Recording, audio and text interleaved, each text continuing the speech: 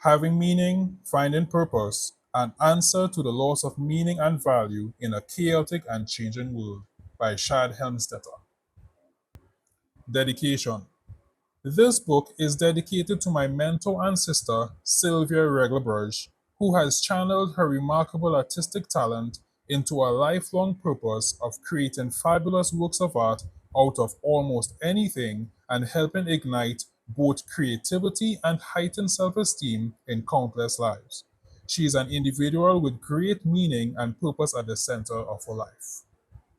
Chapter 1: A Message of Hope. This book gives you a message of hope and inspiration. It offers a strategy that will help you bring meaning and purpose into your life. This is a book of useful tools, part information, part personal plan, and part workbook, all of which you should find to be abundantly helpful if you'd like to have a stronger sense of meaning and purpose in your world today. But while change is everywhere, so is opportunity to grow because of the change and to have meaning and to find a purpose that rises so far above the challenges of the moment that you can actually find yourself thriving, achieving, and literally living up to the best of yourself. This book is written for everyone, of course, but it is especially written to help you if you find yourself in any one of these situations right now. If you are personally interested in bringing more meaning and purpose into your life, if you would like more meaning and purpose but unsure how to find it or what to do about it, if you would like a positive plan to follow, if you want to grow as an individual and are interested in personal growth in general, if you have recently undergone a major life change such as a divorce, illness, change in work, retirement, accident, death of a loved one, or a significant birthday. If you are looking for help or guidance to get through a difficult time, if you are concerned about the troubled world we are living in right now and would like to find a way to deal with it successfully, if any of those categories fit you, this book will help. It's written to deal with the problems of today while it gives you a positive direction for tomorrow. Confronting the problem. We live in a time in which many people seem to have lost their bearings, and I am in full sympathy with them. The compass of history and experience that guided most people in the past is no longer giving them true directions, or if it is, they can no longer see it. And for many of those who make up the younger generations, there sometimes seems to be no clear direction at all. Even many parents and teachers and leaders have become lost in a confusing fog of uncertainty. For all too many, young and old, the bright sunlight of an unlimited future does not seem to be shining and clear, as comforting and inviting as it once was. We live in a time of endless unrest and uncertainty, and as Bob Dylan wrote, with no direction home. During the past 4 decades, while I studied the world of human potential and wrote more than 20 books on the subject of personal self talk and personal growth, it became clear to me, as it had to many other observers of a culture, that on the broadest scale, people's lives were changing and often dramatically. And sadly, what I was observing on a planet wide stage was also true in people's everyday lives. It wasn't just a broad, vague shift in values, it was a change that was affecting millions of people every day in every part of their lives. It also became clear to me that it wasn't so much that the daily experience of life itself was changing, but that people's attitudes were changing, what they believed, and how they felt about themselves and the lives they were living. The result of this change is that a cloud of pessimism is settling over many people's lives. Instead of seeing each day as a golden opportunity to live life at its best, many people are seeing life as pointless and filled with nothing but meaningless struggles and worthless goals. In all too many real people's lives, dreams were given way to despair, and hope has been replaced with fear and uncertainty.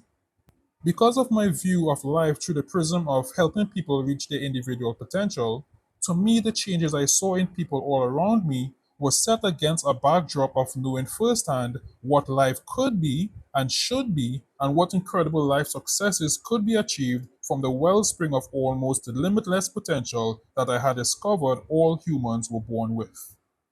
And yet, I was seeing people become obsessed with the opposite, believing in their hearts that dreams were illusions and that the promise of great fulfillment was a lie. Before most people were aware that it was happening, the plague that appeared at first to be just a minor social adjustment or two, a culture reacting to new technology and too rapid change, had grown into a pandemic so vast and so broad that millions of people were succumbing to it and their lives were changing with devastating effect. By now, in our world today, the cultural and social changes have become so widespread they're affecting everyone. To deal successfully with these challenges, it will be important to understand something about them and what they mean for each of us. We will explore these challenges in more detail in a later chapter. What has become clear is that unless we do something now to overcome this pandemic of the mind, it will only grow worse and the quality of our future, all our futures, will be greatly diminished because of it. Something has to be done, and it will have to be done without relying on leaders and institutions who are themselves in turmoil to do it for us. If we want to endure and grow beyond this challenge, we will have to do it ourselves. What you can do now. If we are going to do anything about the new dilemma we find ourselves in, there are three questions we have to answer. 1. What caused the problem? 2. Can it be changed? 3. What can you as an individual do about it now? Throughout this book, I will touch on what I believe are the answers to the first two questions so you have a clear picture of where we are now and why. But the focus of this book is on question number 3. What can you as an individual do about it in your own life now? What can you do, knowing what we know, starting now, to make your world work? Not just kind of work, but what can you do, in spite of everything around you in a world of chaos, to thrive, to excel, and to truly and genuinely live up to that amazing spark of life you were intended to be? The solution. As I said, this book offers a message of hope and inspiration. You may find it even more than that, with clear, guided steps you can take beginning now and some enlightening tools to evaluate where you're at and to measure your progress along the way. I'm going to show you how you can move your life now from fearful or uncertain or hesitant to a life that lifts your spirit, gives it wings, recovers your true meaning, and reveals your purpose. You may even end up agreeing with me that this time, right now, is the very best time ever to be alive. If you're ready to start, let's begin. Chapter 2. Life is wonderful and beautiful. Some years ago, in the middle of what could have been a difficult time, I created a poster for myself, printed it out, and put it on the wall. The poster read, "Life is wonderful and beautiful." I had a lot of help because throughout that time, I was writing on the subject of positive self talk. Because our self talk literally wires our brain and programs us to either succeed or fail, our self talk is the single most important factor in determining whether our attitude will be great or poor and whether we will succeed or fail in anything we do. The poster on my wall was a great reminder, a message I vowed to never forget, that if your attitude is wonderful and beautiful, so is life. Look around you right now, at your life and at the lives of others. For most of us, life should be pretty good. Life is something we should be thankful for every day. In fact, statistics tells us that overall, we have improved and are continuing to improve in almost every way. We are lifting more people out of poverty than any time in history. We are living healthier and longer lives. We have more abundance and are more secure in our ways. And our lives are filled with conveniences we could not have imagined only a few years ago. But to people whose attitudes are programmed by bad information and even worse self talk, life is not wonderful and beautiful. To all too many people, life is a struggle, an uphill battle that they believe they have no chance of winning. It's not true, of course, but that's how they see it, because that's how their poorly programmed attitudes see it. In a later chapter, I'll tell you what we've learned about those attitudes and how to repair them permanently. But for the moment, it's important to know that however you see the world, bad or good, ugly or beautiful, terrible or wonderful, most of what you're feeling about it has almost nothing to do with what is actually going on in the world. How you see the world is almost entirely based on the attitude you choose to have right now. To help you have a life of meaning and purpose, I'm going to show you that the path to discover it is actually straightforward without unnecessary detours and dead ends.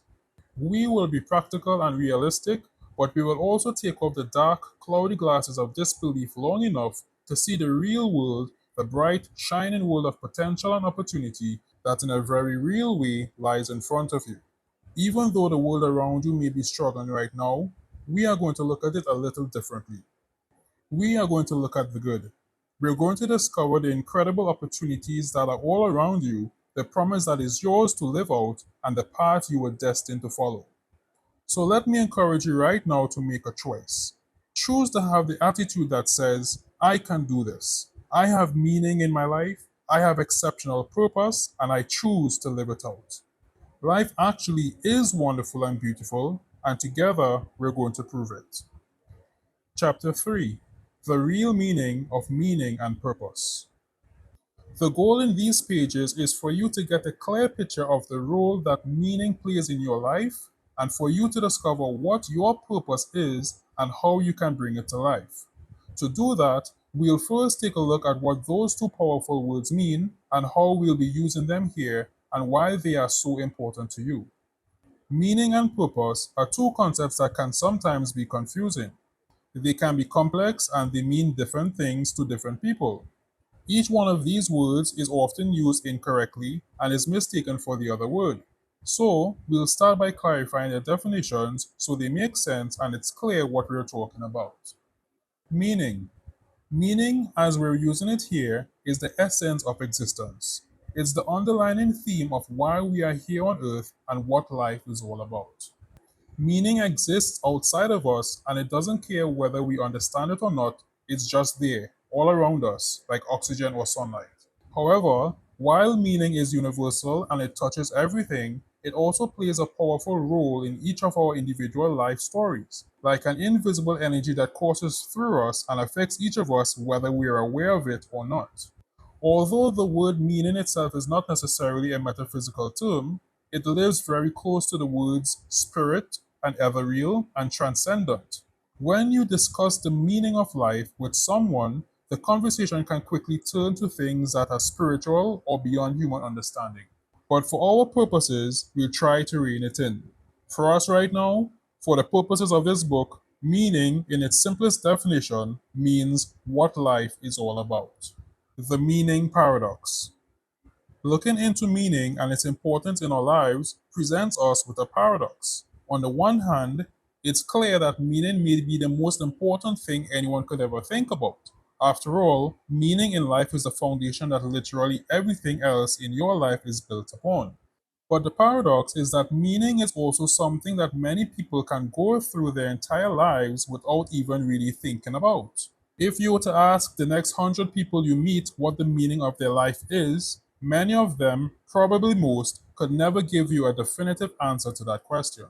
But as we will discover, when you're aware of meaning, when you focus on it and know what it is and consciously make it a part of your daily life, it becomes more personal and more relevant to you. And you'll discover that when you bring meaning into your life, you add more energy and vitality and direction to the life you're living every day. Purpose. Your purpose in its highest form is your mission in life. It is the direction and focus of the life you're living right now. So your purpose could be defined as what you're supposed to do with your life, or your most important role, or the thing that gives you value, or as some would say, your purpose is your ultimate why. The concept of purpose lives next door to determination, goals, drive, focus, and dedication. In the lexicon of words of power, there are few words more powerful than purpose. Your purpose is all about you.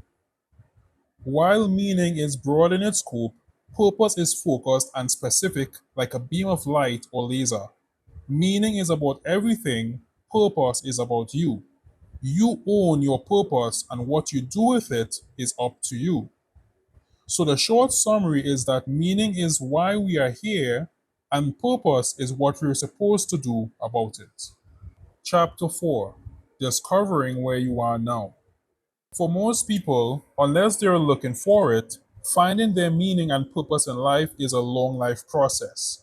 A lot of them never find it at all, and only a few people seem to be born knowing what they're going to do with their lives. What we know for sure is that finding your meaning and purpose works best if you're actively looking for them. People who actively pursue the search do the best at finding the treasure.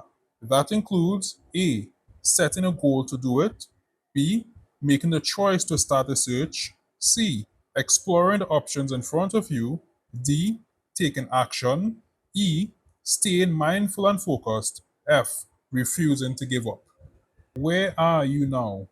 To help you learn your starting point, we're going to take an assessment quiz. I think you'll find that some of your answers to this quiz are revealing and will be especially helpful as we move forward. The questions in the assessment will look simple on the surface, but your answers will tell you a lot about how much value you place on meaning and purpose and the role each of them plays in your life. All you have to do is consciously think about each of the questions and then respond with your clearest, always most honest, and most direct answer. You can answer any of the questions by stating your answer clearly in your mind, but I recommend that you write your answers out on paper and keep them to review later. To help you do that, I've included a download of the quiz in a PDF format. Just use the link below to download the form. If you're not able to download the quiz, make sure you have a tablet or journal available to write out each of your answers. Download the quiz at www.meaningpurposebook.com. Also, there are no right or wrong answers. We're just bringing your thoughts into focus so you can discover the roles that meaning and purpose play in your life today. Chapter 5: The Quest for Meaning. The two most important days in your life are the day you are born and the day you find out why. By Mark Twain. The quest for meaning is not a recent event. Humankind has always searched for meaning. It's in our DNA. Depictions of the quest were carved in petroglyphs by our earliest ancestors. Of all the things our prehistoric forefathers could have carved in stone, one of the most frequent messages they left was to tell us of the importance of a higher meaning in their lives. In many ways, we share that same quest with our ancestors today. All you have to do is lie on your back under a star-filled sky late at night for an uninterrupted hour or two and gaze up into the heavens. When you do that, our ancestors will be there with you. It will be as though they are lying there close to you, looking up into the same night sky, sharing the same awe and excitement and loneliness, and wondering what it all means. We are part of something profound. It's good to gaze into the late night sky, reconnect with our roots, and share in that ancient quest now and then. It reminds us of how big the universe is, while at the same time letting us know that by the mere action of our observing it, we're a part of it. I've written before of my own times as a boy, lying in the dew covered grass on the lawn outside my family's home, late into the night, staring into that sky. My first memories of sinking upwards into that endless expanse of stars were of being terrified by the vastness of it. Even at 8 or 10 years old, that deep star filled universe above me caused me to confront the terrifying thought of infinity, a measure in time and distance so vast that it went on forever in an endless. Even at 8 or 10 years old, that deep, star filled universe above me caused me to confront the terrifying thought of infinity, a measure in time and distance so vast that it went on forever in an endlessness that my mind couldn't even begin to grasp. If I had been one of our early ancestors, perhaps I would have tried to carve a picture of my awe and wonder into stone. We live not far from the campfires of our past. We have come a long way in our technology and industry, but our progression to having more tools and material things has done little to add our understanding of life itself. Our grasp of the meaning of it all seems to be no greater than what was understood by those who came long before us and pondered the meaning in the earliest days of our existence. Perhaps they understood it better than we. No matter how advanced we have become in some ways, that primal need to understand the meaning of our existence hasn't gone away. It gets covered over by our complicated lives, but if you quiet the noise for long enough, you can still hear the need for meaning calling to you. From somewhere within us, if we're still listening, we'll hear the call. It can just be a thought now and then, or something will happen that will remind us that there is more to life than we have been paying attention to, and maybe we should be listening. When someone close to us dies, we think about meaning. When tragedy strikes, we search for a reason why, something that will help it all make sense. When we're not sure which road to take in life, we often suspect that a higher power already knows what the right road is. Meaning whispers its existence in our intuition. It speaks to a deep sense within us that tells us there is more to life than we are seeing in the world we're living in today. Microdosing to find meaning. Today, some searchers take microdoses of psilocybin for its existential insights, or they might ingest ayahuasca or use peyote to shed the shell of the ego self and get in touch with a world of meaning that could not otherwise be seen. These individuals are also on the quest, searching for something that is beyond us in our everyday lives, and they are seemingly finding it, or at least a part of it. It is often suggested that those same early human ancestors who were carving pictures of their spiritual visions in stone were ingesting some of the same kinds of substances as spiritual searchers are using today. From then to now, we are so much the same. And from then to now, the quest continues. The reason meaning still calls to us is that it is still there. It hasn't changed and it hasn't gone away. But just because we don't spend time thinking about it doesn't mean it hasn't lost any of its presence. Looking for meaning in all the wrong places. One of the difficulties in finding meaning and purpose is that we are surrounded by surrogates for meaning. They seem like the real thing, but they're not, and they can be very misleading. Here are just a few of the things people use to fill the spaces that a lack of meaning creates in their lives: money, status, position, constant business and overwork, reliance on external achievements for self worth, authority, obsessive focus on social media, popularity, overemphasis on fitness, over medicating, partying, superficial relationships, accumulating things, mindless entertainment, video games, endless scrolling on the internet, escaping into daydreams or fantasies, chronic procrastination, seeking validation from others, overeating, drugs, and alcohol. With a few exceptions, nothing is wrong with most of the things that are on that list, of course. Almost anything in them in moderation could be a normal part of someone's life. But when they begin to take the place of true essential meaning, they become a stand in that has life changing consequences. Your position with a company may be important and even looked up to, but if it's the only reason you get up in the morning, there is something else that is missing.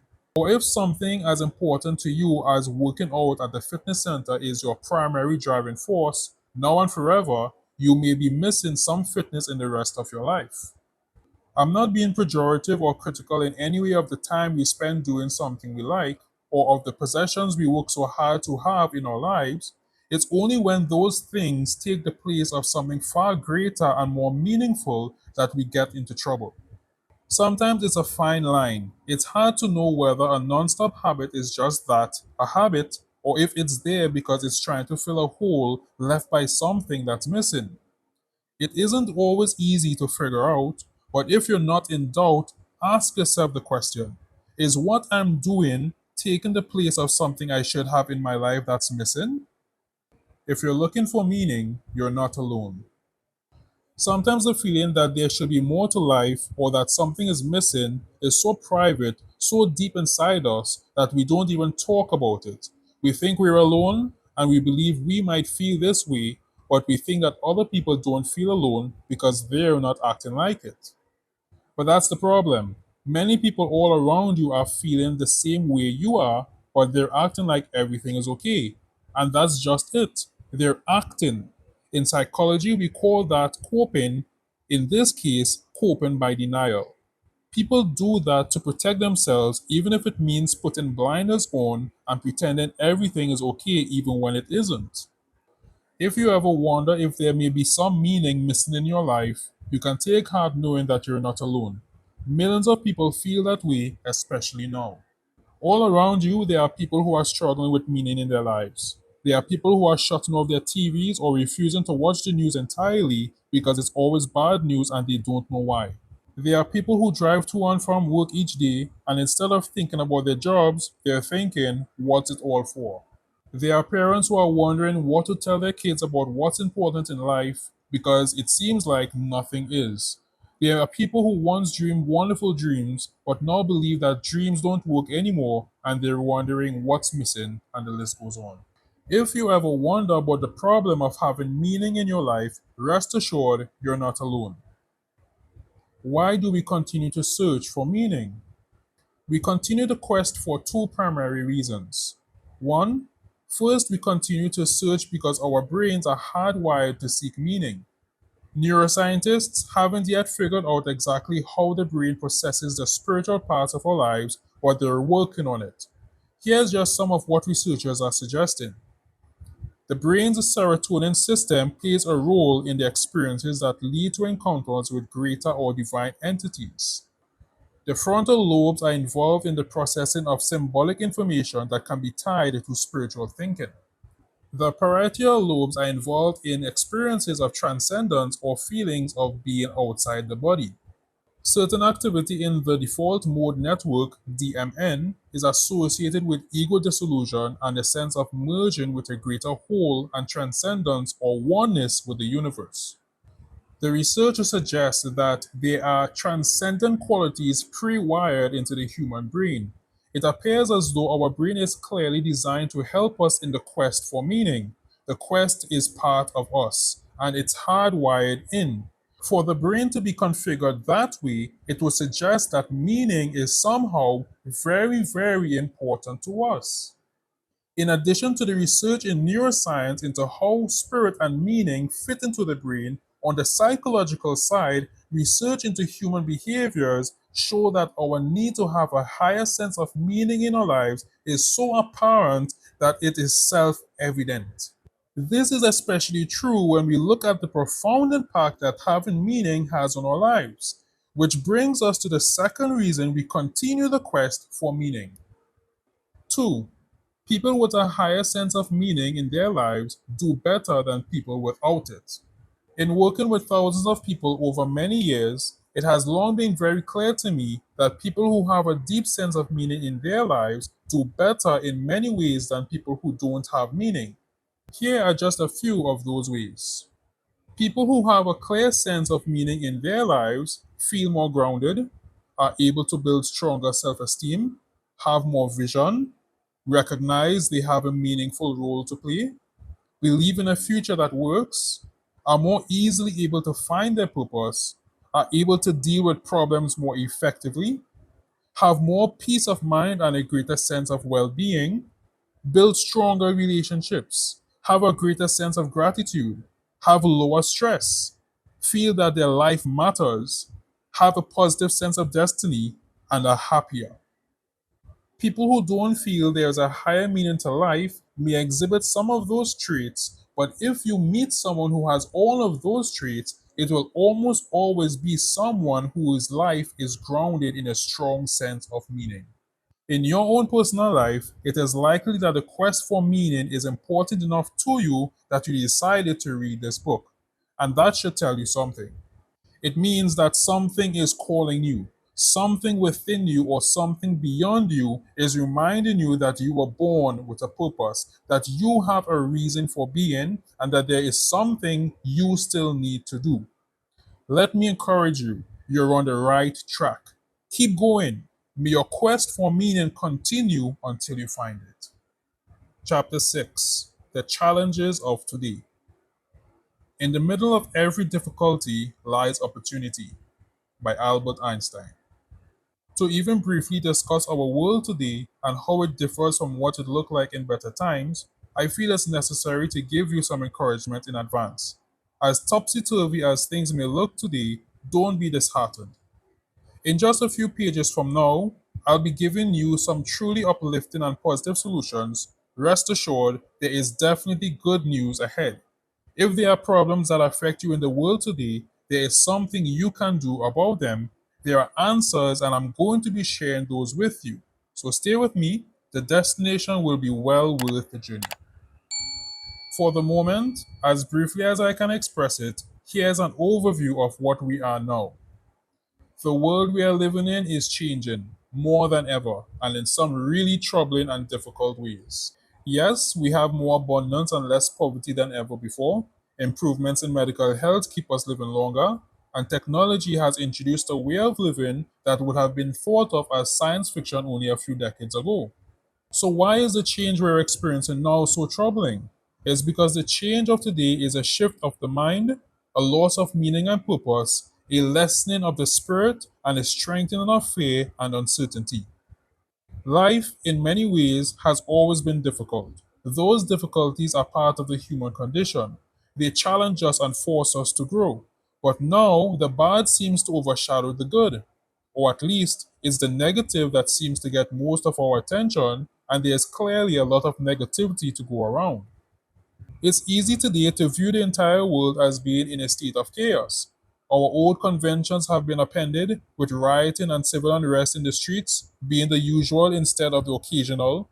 Political tribalism is tearing governments and families apart, and the cultural norms of race, sex, and identity have been overturned and are being replaced with a fracturing cascade of change brought on by the new religion of despair. Dissension and hate are replacing respect and understanding. Instead of living life in the light of gratitude, promise, and optimism, people too often appear to be unhappy, easily provoked, angry, and resentful. Goodwill and understanding are giving way to narcissism, disagreement, anger, and even hatred. Almost everyone today carries with them a device that connects them to the rest of the world, every minute of every day. And on social media, people who gain their only sense of power in life by trolling and endlessly criticizing and disparaging the lives of others have a platform that enables them to cause pain and hurt to others without having to feel the pain themselves. They do it just because they can. And they are literally rewiring their own brains to experience a dopamine high every time they hurt someone. That kind of behavior used to be known as a psychotic behavior. Now it's so common that it's considered to be normal behavior. Loneliness and isolation. In addition to the challenge of society's rules and norms changing all around us, the way people are dealing with these changes is adding to the problem. When people face problems that have no clear solution, one coping method they turn to is withdrawal. Living in a physical or emotional isolation can feel safer than facing the confusion all around them. Today, this kind of self isolation has become commonplace. Many people who were once happy and fulfilled are now dropping out, and loneliness is becoming the new norm. This growing isolation is made even more widespread by the breakdown of the traditional roles of men and women. Both women and men are questioning their roles and are no longer sure what it means to be a woman or to be a man. With the traditional norms being questioned, the erosion in once stable male and female roles that people relied on to pattern their behavior has contributed to an increasing disintegration of the traditional family, which in turn has added to the number of people dropping out and resorting to living lives of lonely, unfulfilling isolation. When you throw separation, family breakdown, and isolation into the mix with the other challenges people in our world are facing today, it's a recipe for general unhappiness, a loss of spirit, and a loss of direction. The challenges are in plain sight. That's a brief overview of some of the challenges that are confronting us today. We see these challenges every day. We all know that it's happening. The question is, what can we do about it? If we cannot suddenly change the world, and we can't, is there anything we can do to change things within ourselves and in our lives every day?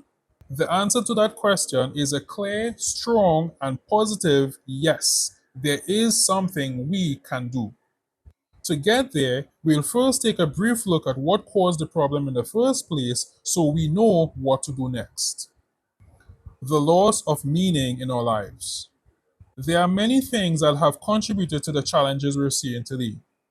But here, we're going to pay special attention to the one thing that appears to have started it all, the decline of religion and faith in the Western world, and with it, the loss of meaning in our lives.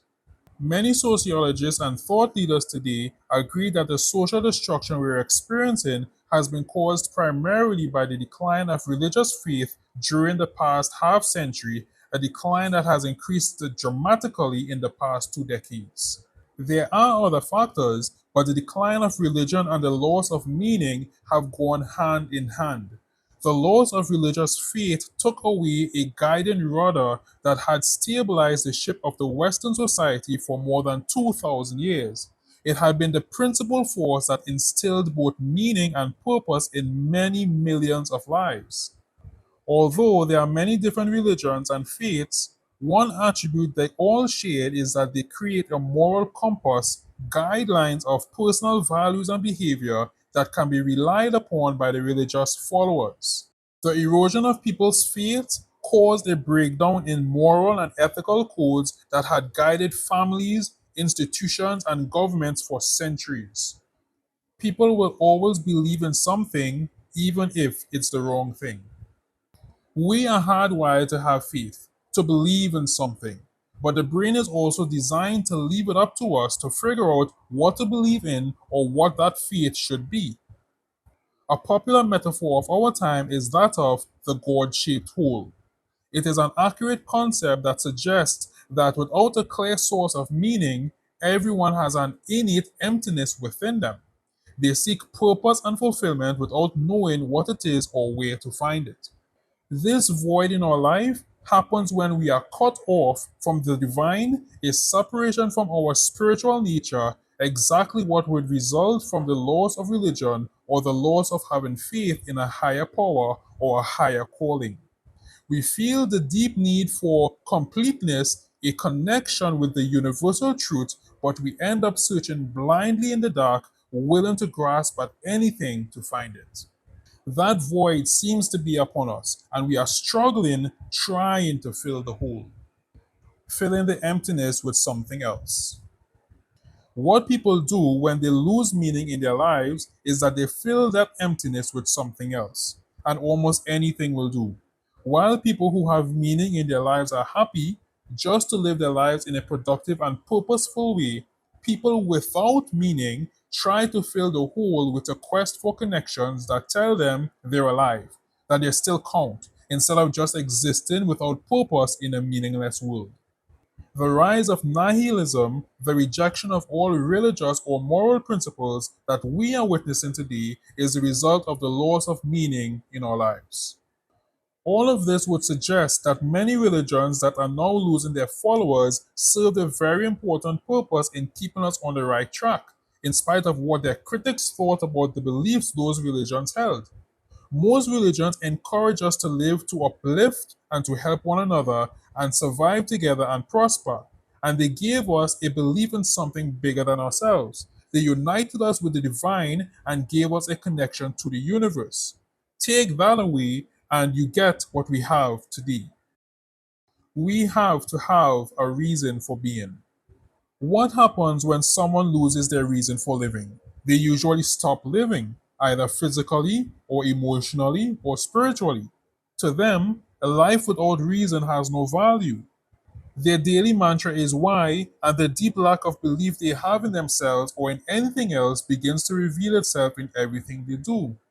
The world we are living in today is challenging precisely because so many of us have lost our reason for being, or it was never instilled in us when we grew up, when we were being told by others how life works.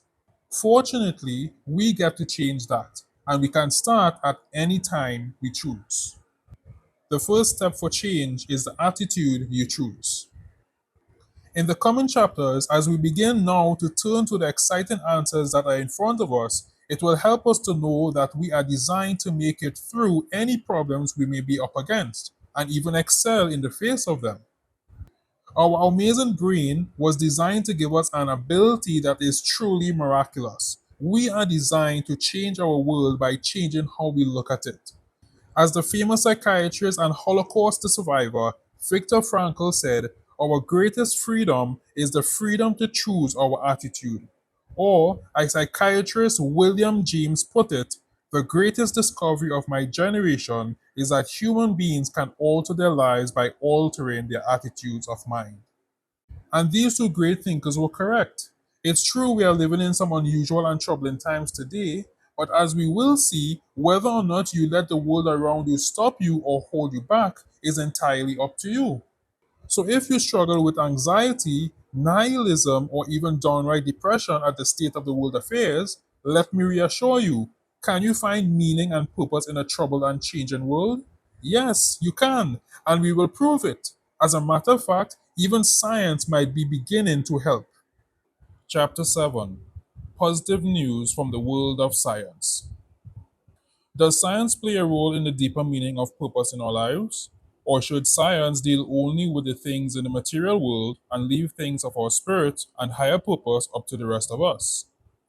To answer that question, let's look at what science is now discovering in this fascinating area, or at least what it's working on. A door is beginning to open. Until recently, the study of meaning had been left up to those who study things of the spirit, something that can't be examined in a petri dish. But if you explore meaning today, you will find that science itself is beginning to take an interest in an area of study that once belonged almost entirely to philosophers or clerics. What is being discovered is of importance to many different groups of people, including those who aren't at all interested in science, people who are very interested in science, and even people who are interested only in the spiritual side of life. Let's take a look. Learning about life from people who left it. Many researchers today are serious about trying to understand some of life's deepest questions, including the nature of life itself. A good example of this is the study of near death experiences. With new evidence piling up daily, scientists as well as many medical doctors are taking the study of near death experiences very seriously. A near death experience, known as NDE, is what happens when someone dies and is technically clinically deceased, but then is revived and brought back to life. Upon their return, many near death experiencers relate verifiable stories of having left their body after they had been pronounced clinically dead. While they were clinically dead, their brain had ceased all function.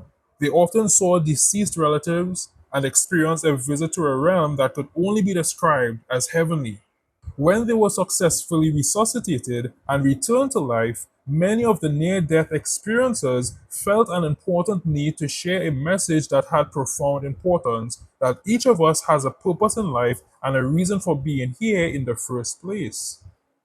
People who were having NDEs were returning from what they were convinced was the afterlife, and they were bringing back with them a certainty that people's spirits live on after death. Because of today's advanced resuscitation techniques that are used when a patient suffers a cardiac arrest, tens of thousands of patients have been brought back to life in this way and have brought with them a uniquely similar message that all of us survive death and that our spirit lives on. It isn't just cardiac patients who are being revived from death, of course. Many additional cases are being reported from drownings, car accidents, illnesses, and other fatal occurrences, including suicides. And it isn't just a few people in Middle America who are having these experiences. People from every country and culture and religious background throughout the world are having them. Children at 5 years old and elderly people in their 80s are having them. And no matter what the background, faith, or lack of faith, or cultural history, or ethnicity, they are all having the same kinds of experiences. Their lives change from what they find. But what has been intriguing to me, as someone who studies human behavior, is that almost without exception, after the experiences have been brought back to life, their lives suddenly change, and often dramatically. And they change not as a result of the trauma of dying, but from what they experienced while they were clinically dead.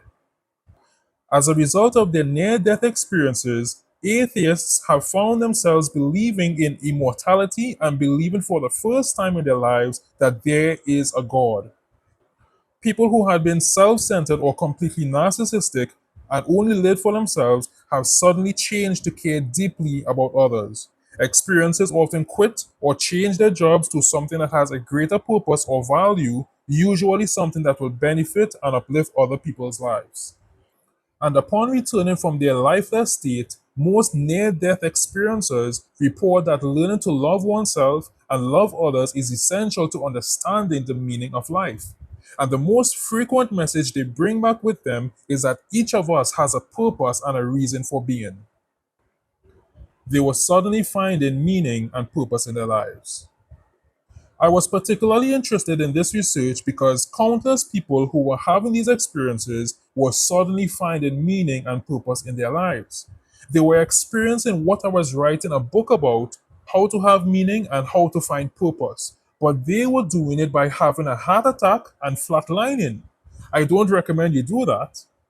What appealed to my questioning, science oriented mind was that the researchers were proving scientifically that the near death experiences people were having were not the result of medications, lack of oxygen to the brain, wish fulfillment, religious conviction, or any other explanations skeptics were leveling at them. An example of how little we understand about the mechanism of the near death experience, and something even the harshest skeptics cannot at all explain, is documented in individuals who have been blind from birth. When some of these individuals who are totally blind suffer a cardiac arrest and die and have a near death experience and then are brought back to life, they are able to describe in detail things that happened around them after they died. The color of furniture, paintings on the wall, people's faces, minute details of the clothes and even the shoes people were wearing, things they could not have seen in life because they had no functioning optic nerves. That should not be possible. Our current science cannot begin to explain how that could happen. If you were to talk to the researchers who are studying these experiences today, most of them will tell you that their own observation of patients' near death experiences offers a strong evidence that the human soul or spirit survives bodily death. And as the near death experiences themselves continue to report, we're not here by accident. Every one of us counts, and each of us has a reason for being. What if the world knew there's a purpose to our lives? Mainstream news of a discovery that there is a purpose to our lives that each of us is born with would upgrade a lot of opinions about our value as humans and the reason we are here. Just imagine having irrefutable scientific proof that humans don't die when our body and brain stops living, that our spirit, the most essential part of us, lives on, and that each of us has an important role to play in life. If everyone knew what many researchers now believe is true, it would change everything. Broad acceptance of that kind of breakthrough would not only begin to reawaken civilization, but it will also be a serious counterpunch to today's rampant nihilism, the belief that we are nothing at all and that there is no meaning or purpose to anything. It will tell us that we are more than dust and that there is a reason and meaning and a transcendent value in everyone. At this stage in the research, it would not surprise me if someone who saw this were to say, but that's not science. Not really. I believe that after reviewing much of the research so far, I would have to respond, that may not be yesterday's science, but it could very well be tomorrow's. Note, when I looked into the research in near death experiences, I discovered that critics who dismissed it entirely were primarily in two camps. One group of critics was made up of those who had not looked into any of the research and admittedly knew nothing or little about it. The second group of people who dismissed the research or its findings out at hand were those who held strong anti spiritual beliefs and were not willing to look past their own confirmation biases. They were unwilling to consider what could be genuinely new information. I've brought this one area of research to your attention because it is a serious research, and it potentially impacts the study of meaning and purpose with paradigm shifting implications. There's more to come, but the results so far suggest that a higher meaning in life is real and that purpose is a key ingredient of life that is built into each of us. Other research. There are other areas of research that blur the line between science and spirit. Quantum physics, the branch of modern science that studies aspects of science that challenges classical scientific thinking, is well known for research into areas like entanglement and supercision and wave particle duality. Even possibility that we live in a multidimensional universe is being studied. And in astrophysics, we're spending billions on projects like James Webb Telescope so we can look back into the first moments of time and find out where we came from. Another area of serious research is what is called the hard problem of science. That is, the problem of consciousness itself. To date, based on our current science, we have no idea what consciousness really is or where it comes from. Some researchers have concluded that, contrary to the more popular materialistic worldview, consciousness may not originate in the brain, but instead stems from something or somewhere that is outside of the brain. That's important research because if it turns out to be true that the brain does not create consciousness, and if the essence of who we are exists as a form of energy that is not confined to our physical bodies, then it becomes much easier to accept the view that there is much more to who we are than our current science would have us believe. That can be deep, serious stuff, but it shows how quickly you can step across the invisible line between the material nature of reality and the spiritual nature of reality. And it's clear that we're still learning and science is still expanding. And we can only imagine what the future of the new explorations will bring. For now, many people who are trying to find meaning in their own lives will find it reassuring to know that researchers are studying areas like near death experiences and consciousness itself, and they are taking the research seriously. We are beginning to open the door to a reality that goes far beyond our previous understanding of life and its meaning, and suggests that we may be living in a different reality than we thought, one that may be made up of meaning itself. Plan to keep an open mind.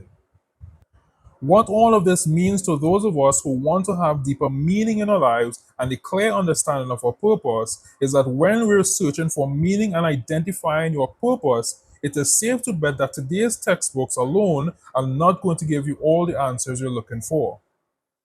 So stay tuned and keep an open mind. There's a lot more to come. As Shakespeare's Hamlet so perfectly said, there are more things in heaven and earth, Horatio, than I dreamt of in your philosophy. Chapter 8. The Power of Purpose.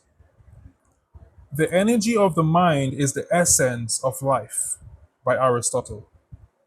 There may be no human power more greater than a clear, unwavering sense of purpose. Imagine the mountain climber who is struggling alone to overcome nearly impossible challenges, even death, to reach the summit of a snow and ice covered peak. At some point, when things are at their worst, after falling partway into a deep, treacherous crevasse, then finally climbing free but almost freezing to death, we see the climber bravely continuing on again, one painful step at a time, slowly inching his way to the summit and refusing to give up. What keeps him going? He could stop and turn back, resetting his nearly impossible goal for another time, or he could just give up entirely. But he doesn't. He won't give up or give in. Why? He doesn't stop because he has a purpose that is greater than the obstacles he has to overcome. That is true for each of us. We move forward when we have a purpose that is stronger than the challenges that are in front of us. Like the mountain climber, it is purpose that gives us the strength and the energy and the spirit to go on. The power of purpose in everyday lives. The pages of history are filled with stories of people who overcame the odds and achieved success by the mere fact that they were strengthened all by the power of purpose. But the most important of those stories are not the successes that make the headlines. The greatest successes are those that are seen in the lives of everyday people living everyday lives. 6 nights every week, Jennifer works the late night shift at the trauma center as a nurse's aide. She endures the late nights and long hours, not because she has to, but because she is driven by a desire to help others. Mr. Simmons, an elderly teacher who could have retired years ago, still teaches night classes not because he is forced to for reasons of income, but because he is continuing to fulfill his lifelong purpose of teaching others. Rebecca is a young woman who gets home from a long day at work and then stays up until 2 in the morning, lovingly and painstakingly working on her painting of a beautiful sunset landscape. She does that not because someone tells her to, but because creating beauty through artistic expression is the real driving force in her life. Charlotte and Phil are a couple who spend their valuable off time and weekends working without pay, mentoring and uplifting underprivileged teenage kids, and they keep doing it because they found their purpose in helping to give kids the chance to excel in their lives. What Jennifer and Mr. Simmons and Rebecca and Charlotte and Phil all have in common is that they are energized and strengthened by their sense of purpose. They have found their reason for being and they are living it every day.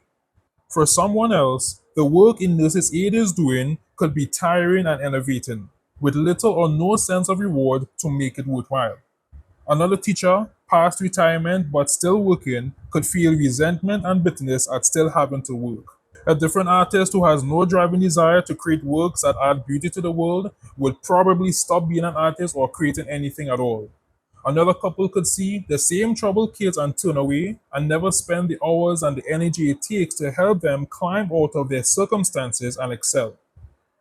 People with purpose. People who have a clear, enriching purpose are imbued with a special strength that clearly ups their game. It fills their life with a driving force that is as spiritual as it is mental or physical. The greater a person's sense of purpose, the stronger, more undefeatable they become. It is purpose that gives you a reason, a direction to follow, the spiritual energy to stay with it, and the determination to see it through. People without purpose. People without purpose are rudderless. They move through the tributaries of life with no particular direction in mind, no destination to reach, and no joy or sense of satisfaction when they arrive. They go where the accidents or the demands of life take them without experiencing the exhilaration of setting a course and doing the work to reach something that is greater in their life. That doesn't mean they're not good people or have less character than someone else. It means they haven't yet found the purpose they were born to fulfill. In most cases, they simply haven't tried to find it because they didn't know it was there. Or, as increasingly evident, people have failed to find their purpose because they have given in to the frightening belief that there simply isn't a meaning in life, and without meaning, there is no purpose. The dream killer called nihilism. In our world today, a frightening plague of nihilism has been spreading across the land and making its way into our culture. With it has arrived a decline in optimism and an erosion of human values in any positive form. The root word of nihilism is the word nothing. It describes the meaninglessness and emptiness a person feels when they have no belief in anything. Nihilism leads to cynicism, a narrow lens on life that shows the viewer a landscape filled with people going through their lives like mindless puppets without any real reason for being. It's a joyless view of life that has no faith in life itself. Some of the symptoms of the creeping nihilism that is making its way into people's lives all around us includes an increase in personal moral decline, dishonesty and disregard for truth, laziness, entitlement, narcissism, and a lack of empathy. And what follows is apathy, depression, despair, and too often even suicide. As neuroscientist Andrew Huberman said, if we don't believe in something bigger than ourselves, at some level we will self destruct. Purpose is an antidote to nihilism. The opposite of nihilism in people's lives is optimism, belief, faith, trust, joy, all of which are the natural positive companions of having purpose. Not only does the power of purpose add energy and vitality to any activity it calls for, but it also brings with it the uplifting qualities of hope and positivity.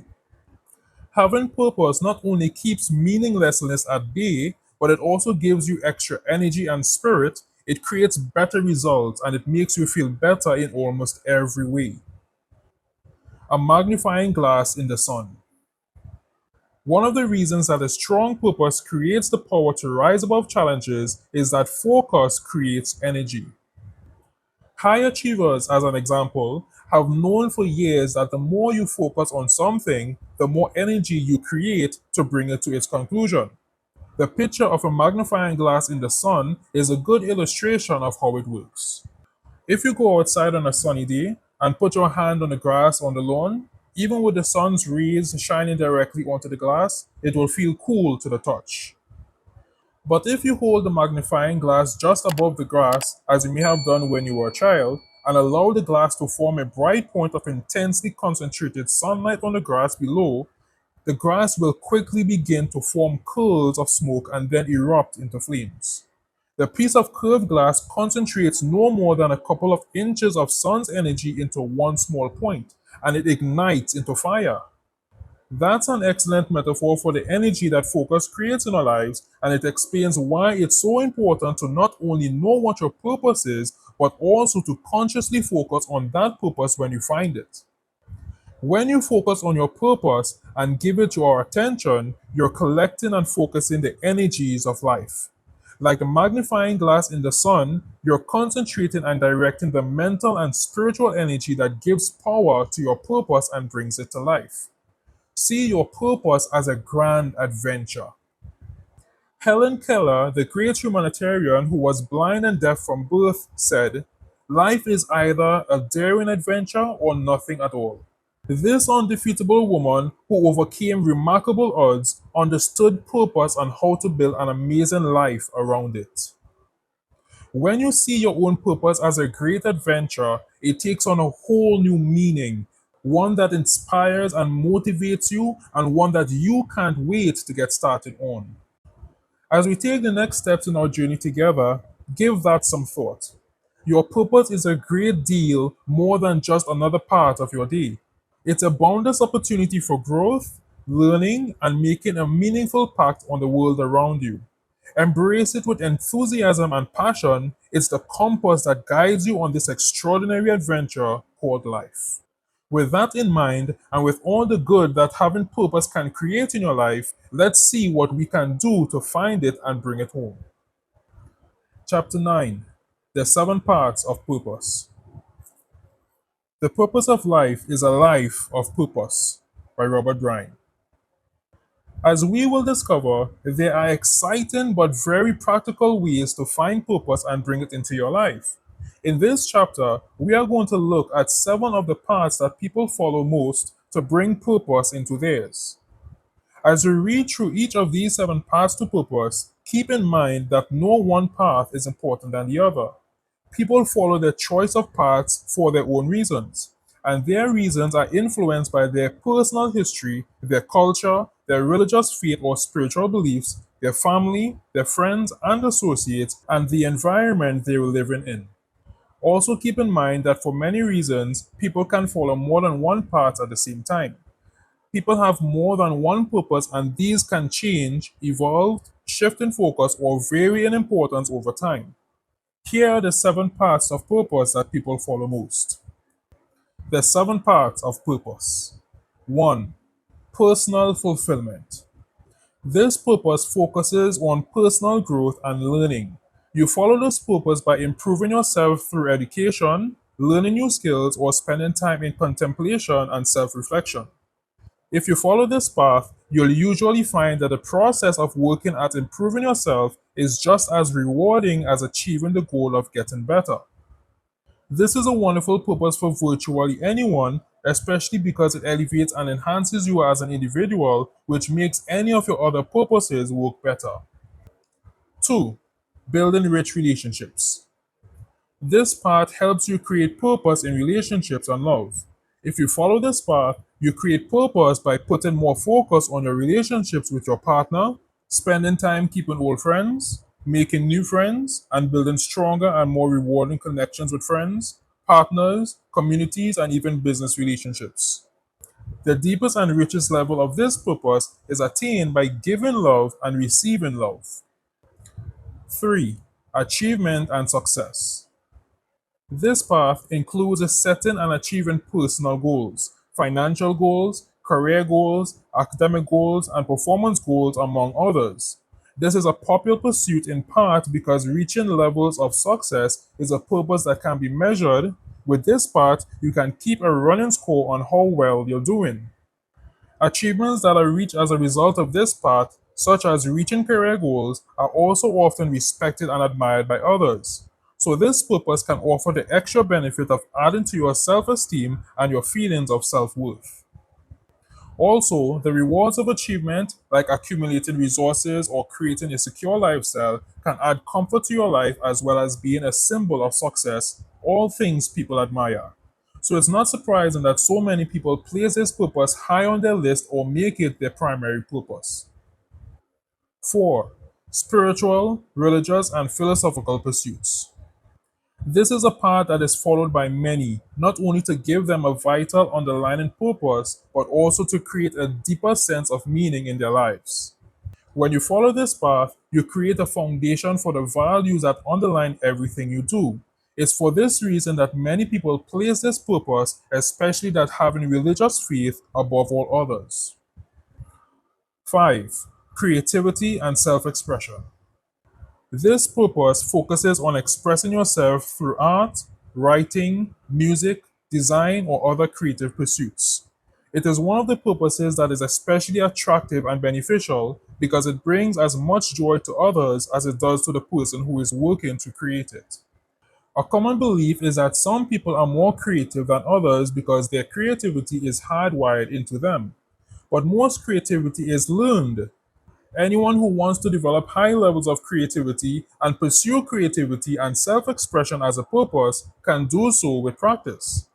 This is another of the purposes that is exceptionally rewarding. 6. Creating a legacy, contributing, or being remembered for something positive. The goal of this purpose is to help the world in some way, leaving something behind, creating something lasting, or contribute to the benefit of others, such as mentoring or some form of philanthropy. These are admirable pursuits and they are also very rewarding. One of the benefits of this path is that if you follow it and if you actively work at it, you will not only increase your chances of creating the legacy you're trying to create. One of the benefits of this path is that if you follow it and if you actively work at it, you will not only increase your chances of creating the legacy you're trying to leave, but you will also create a positive and uplifting force of energy in your own life while you're doing it. There may not be a better purpose in life than in some way, large or small, wanting to change the world for better. 7. Helping others or service to others. For many, this is a purpose that rises above all others. This is the path of caring, giving support, or helping those in need. It is a path that we are all called to follow in some way, one that makes us human and connects us with everyone in the human community. For those who answer the call, this purpose gives help and support to those who need it, while it also adds rich personal fulfillment to the lives of those who bring it. The universal purpose, securing basic needs. There is one purpose that is not included on the list of seven, but only because it is universal to all of us. It is a purpose we don't have to focus on to know it is there. That is the purpose of securing basic needs. This is a common purpose that helps you take care of the basic necessities of life. These include survival, ensuring your physical and safety well being, and securing food, water, and shelter. This purpose becomes most prominent in someone's life during periods of financial hardship or when they lack necessary essentials.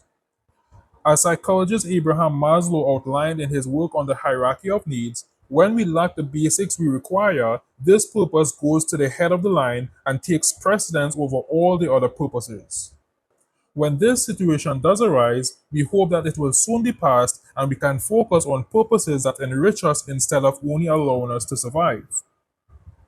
If there's a benefit to this purpose beyond that of helping us survive, it is that of helping us grow stronger in the process. If you want to find your purpose, you can.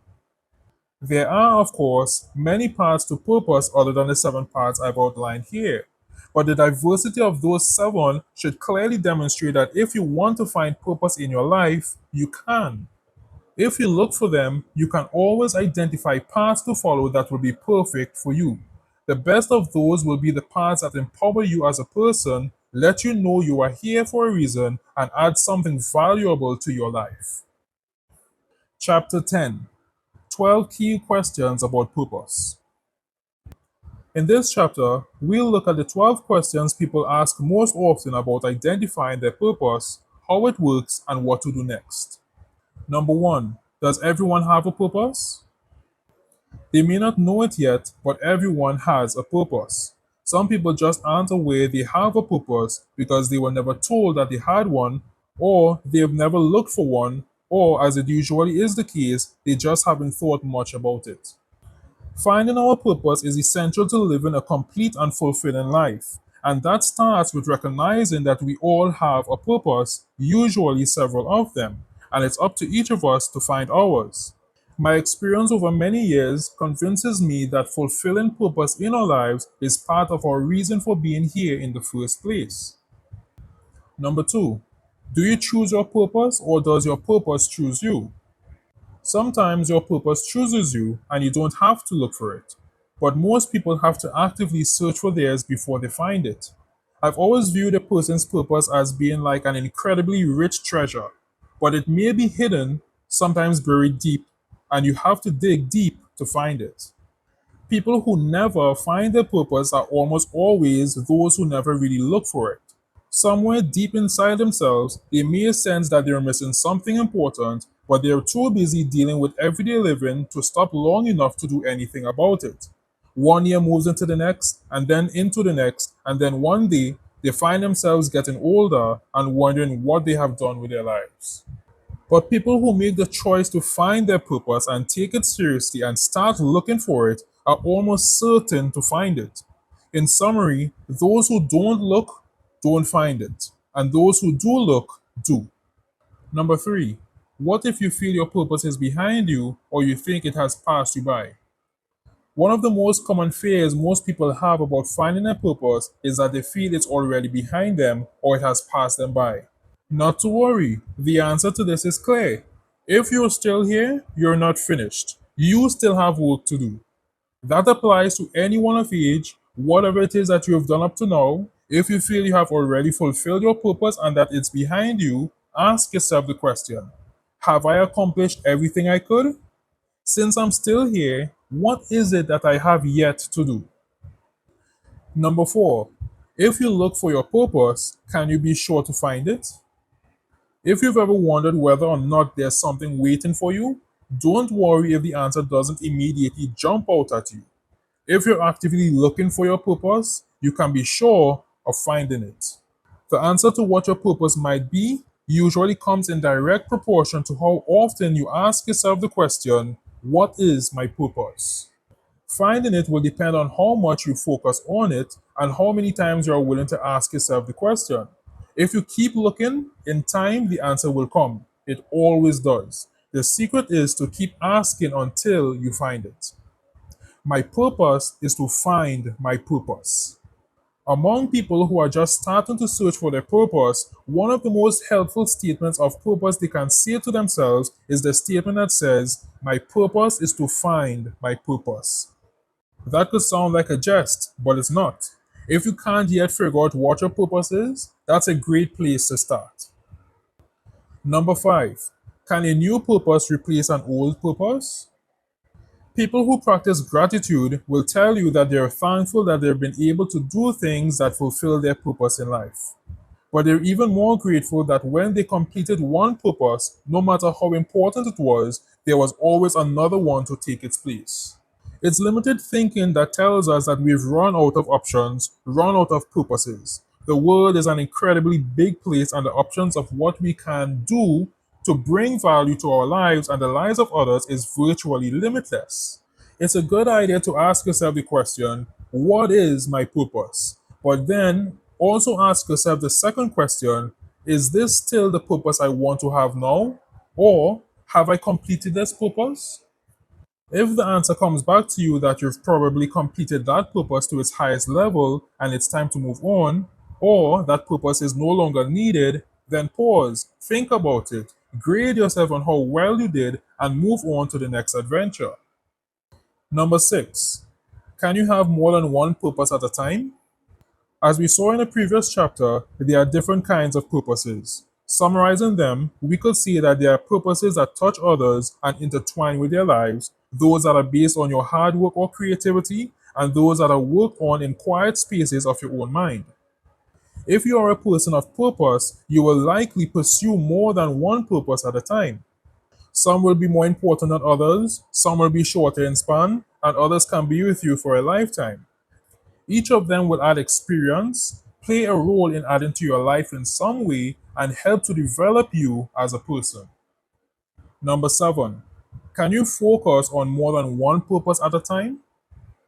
As we just saw, you can have more than one purpose, but this question is different. It looks at how many purposes you can focus on or give special attention to at a time. The answer is if you choose to, you can focus on more than one purpose at the same time, as long as they are all supportive, parallel, or consistent with each other.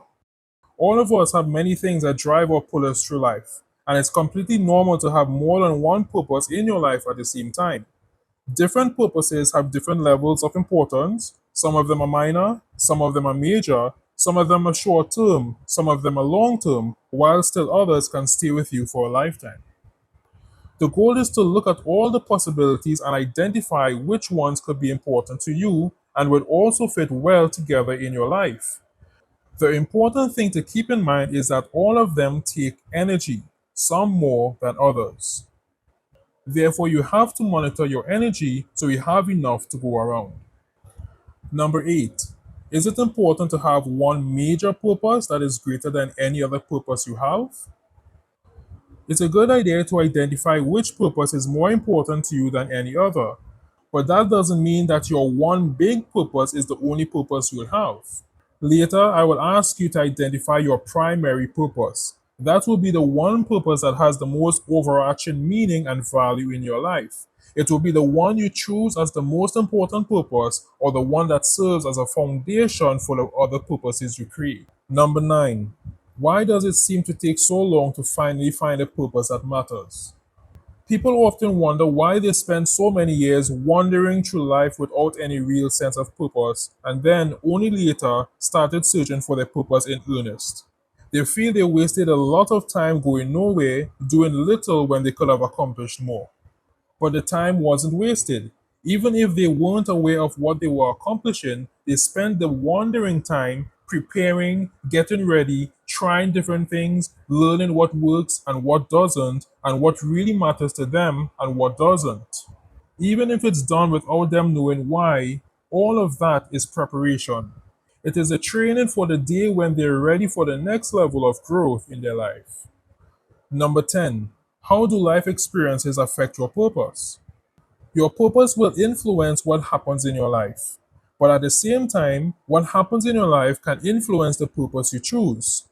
The result of this is your purpose may be reshaped or changed by life itself as days and months go by.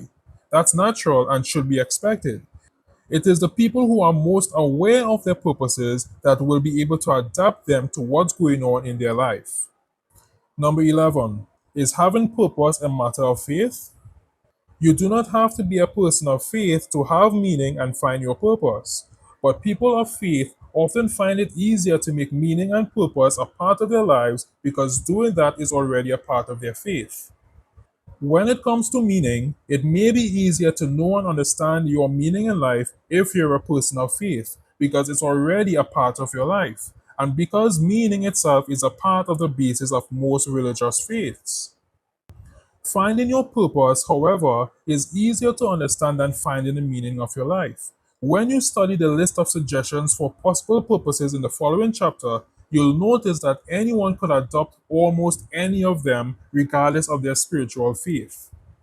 Once again, however, people who are religious may find it easier to naturally discover what their purpose is because their religious faith has already given them a series of time tested guidelines to follow.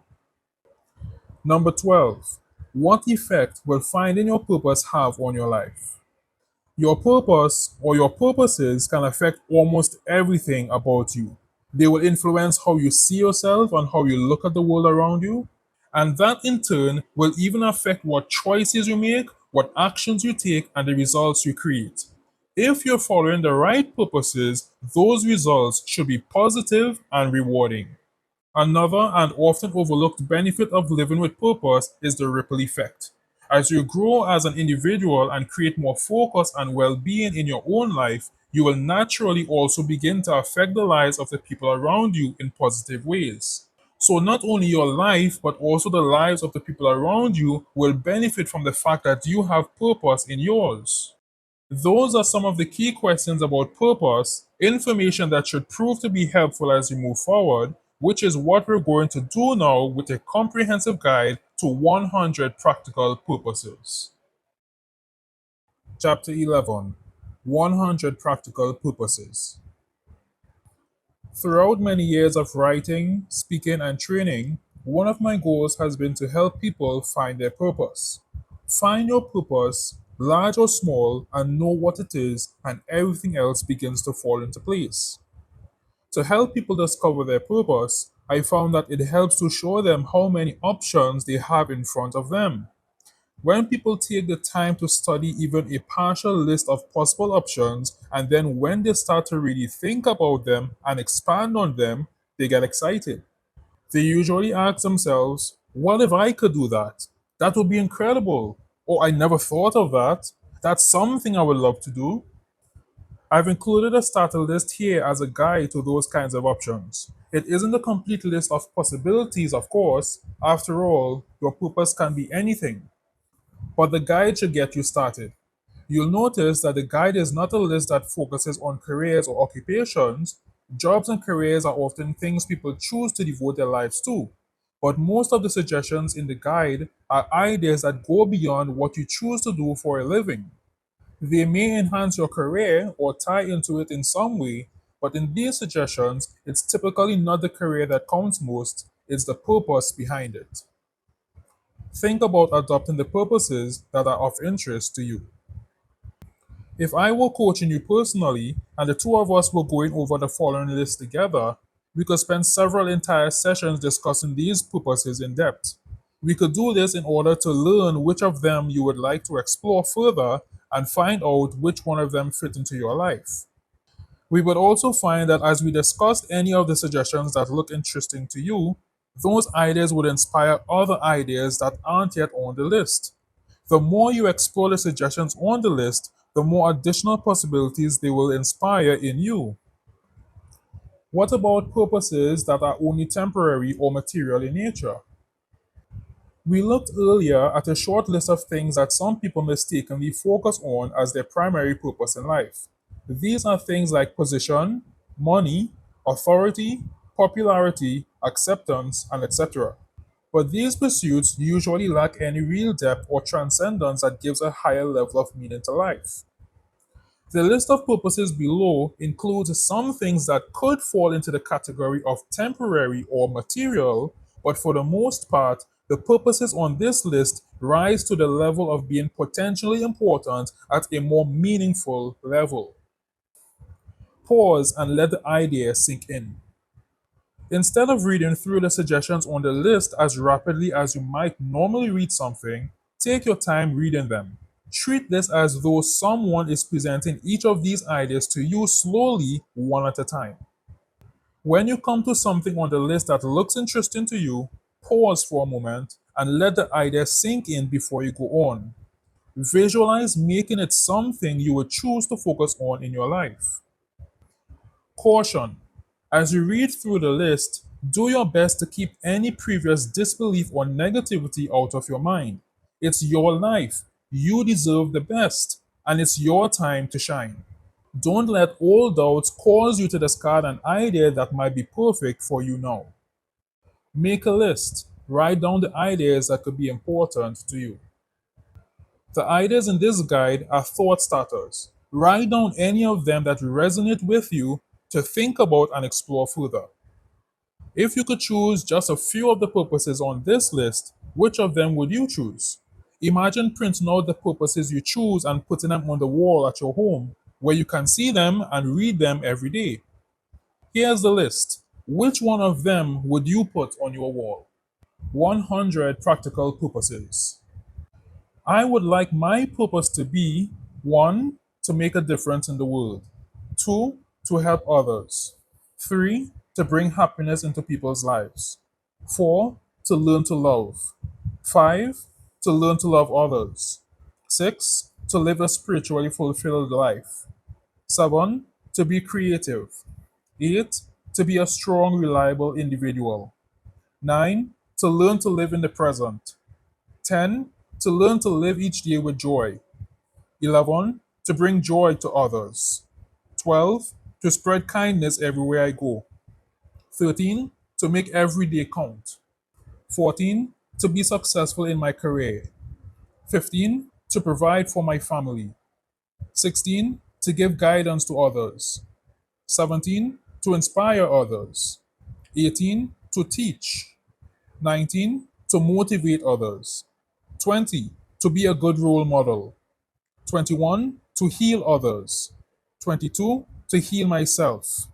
23. To learn to forgive others. 24. To learn to forgive myself. 25. To learn humility. 26. To give aid. 27. To craft or make things. 28. To create beauty. 29. To rescue. 30. To give comfort to people who need it. 31. To achieve financial freedom. 32. To practice charity. 33. To protect others. 34.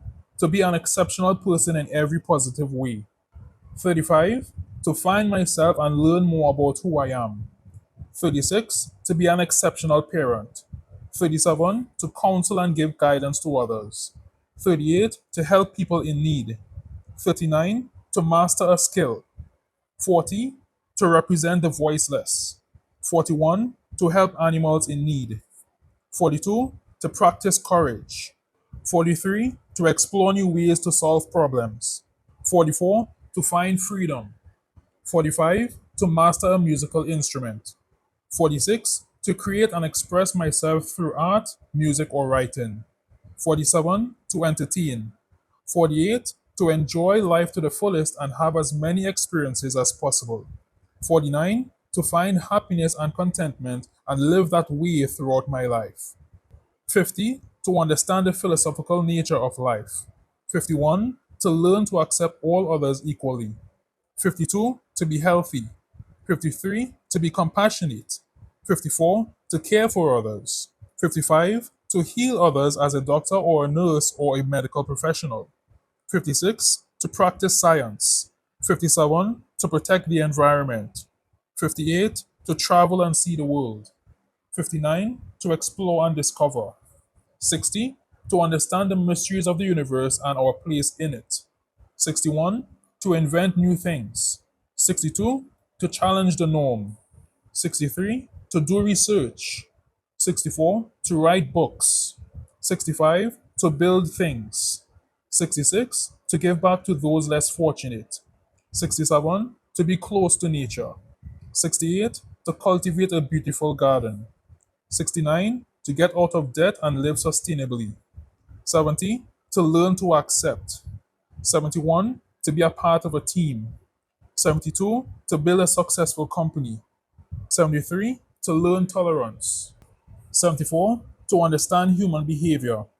75. To seek inner peace and enlightenment. 76. To connect with my higher self. 77. To create peace and foster peace in others. 78. To find peace within myself. 79. To make a difference in my community. 80. To create harmony. 81. To spread kindness everywhere. 82. To cook meals that people enjoy. 83. To connect deeply with others and build meaningful relationships. 84. To enlighten others. 85. To leave a legacy or make a mark that will be remembered. 86. To learn to endure. 87. To learn to give. 88. To learn to receive. 89. To listen. 90. To learn patience. 91. To gain wisdom. 92. To have vision. 93. To cherish every moment I am here. 94. To live authentically. 95. To learn gratitude. 96. To give hope. 97 to serve, 98 to find meaning, 99 to learn, 100 to grow. There you have it. That should get you started. All of the ideas on that list are purposes that real people are focusing on in their lives right now. Many of them are purposes that are a great source of joy and motivation for those people every day, and all of them add in some way to the value of their lives. Did you find you on that list? As you read through the list, did you find any purposes on that list that, if you were focusing on them, would add to your day or make your life more fulfilling or feel more worthwhile or happier? The list of 100 suggestions is not a complete list of purposes, of course, but it's enough to begin to open mental doors and suggest possibilities and give you a preview of what's actually out there when you look for it. When you read the list, you can't help but realize how many wonderful qualities there are to make up the human spirit. So many good people doing so many wonderful things.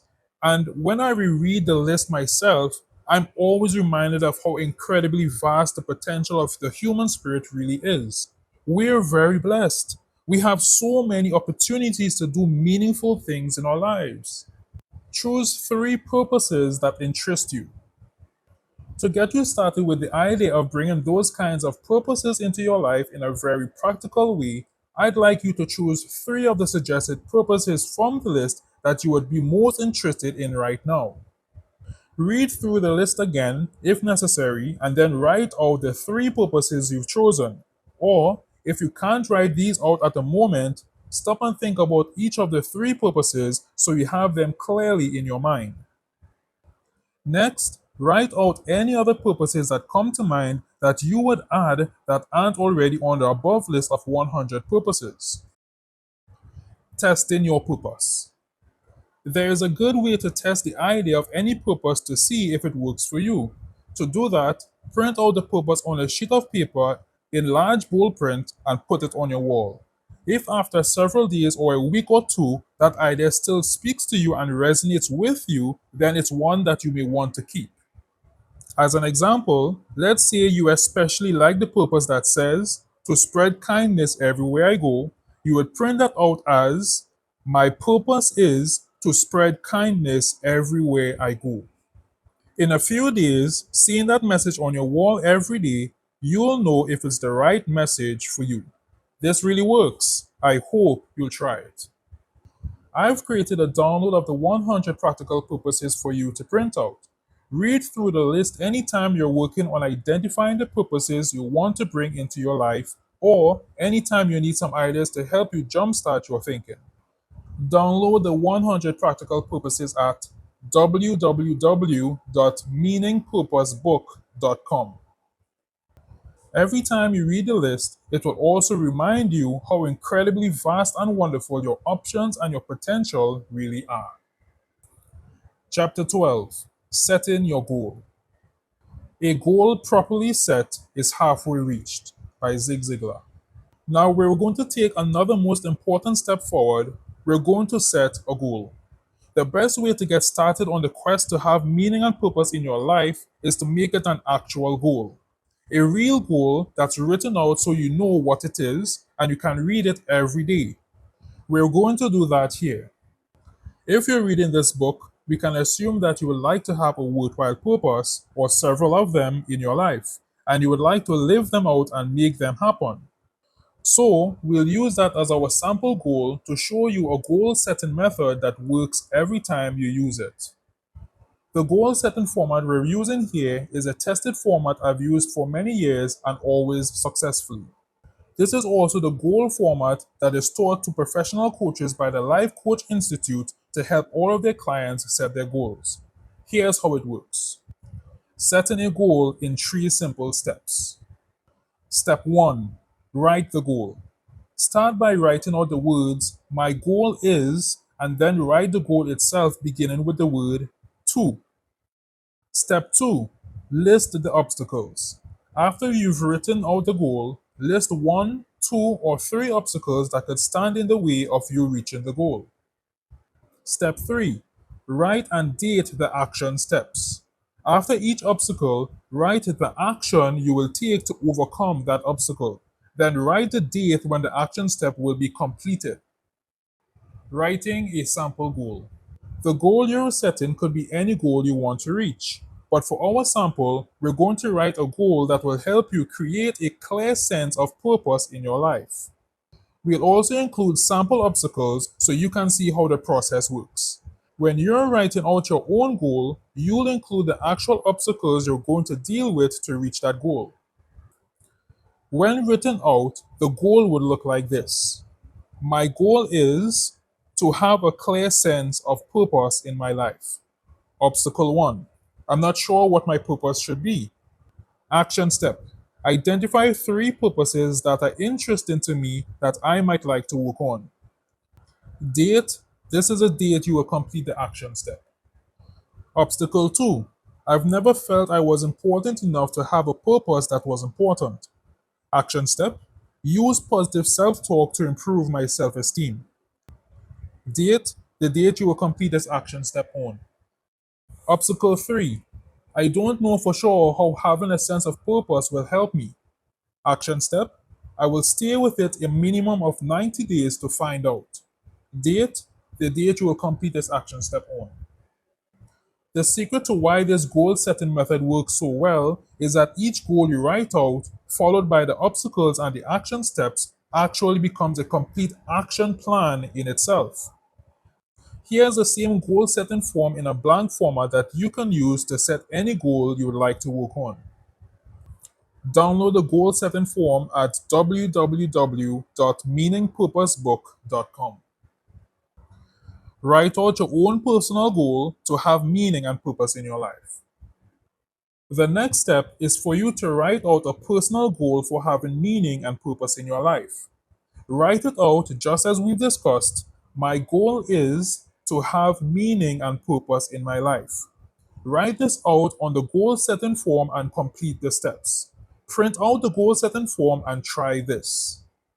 The moment you write out this goal, you will begin adding energy and focus to it, and that's what starts bringing the goal to life. Actually, writing it out is when your goal becomes real. Also, begin writing out any other goals that may be important to you. Setting goals and writing them out is a habit, and it's a wonderfully positive habit to bring into your life if you're not already doing so. Read and review your goals frequently. This is important. Once you've written out your goals, it's essential that you reread them often. Practice goal setters read their written goals either the first thing on waking up in the morning or the last thing they do before they sleep at night, or sometimes both morning and night. It can take less than a minute or two to do, but when you read your goals daily, you vastly improve your chances of reaching those goals. Note, when you read your goals just before you go to sleep each night, you alert your subconscious to work on manifesting your goals and overcoming the problems while you're sleeping.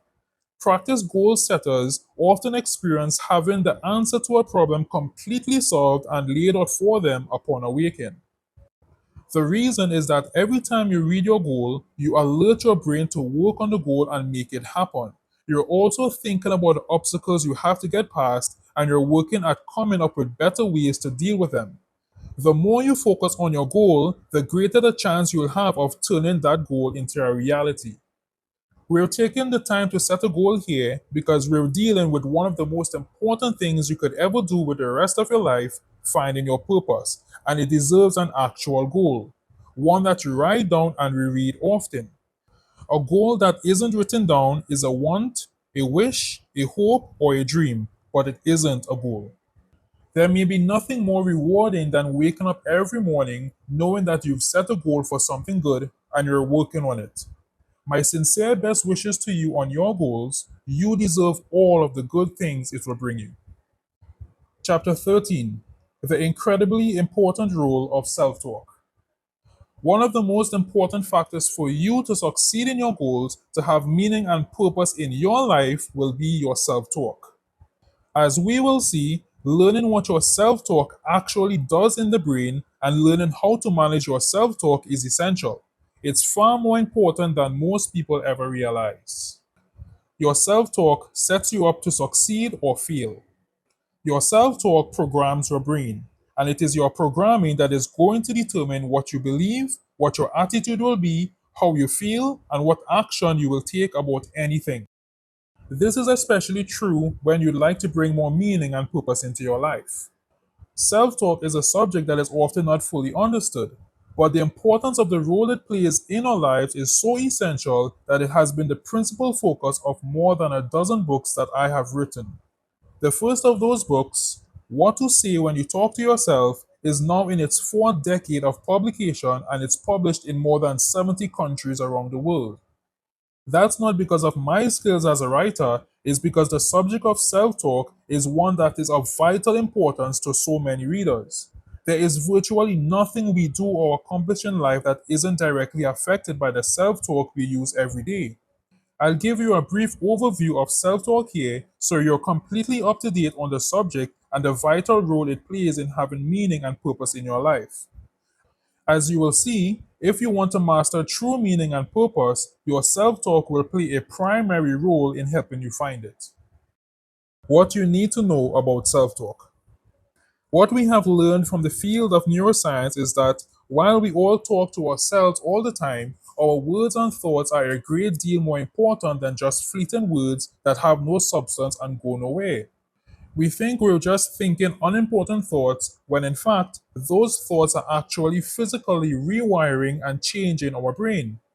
Here are the basics. Number one, we are programmed from birth.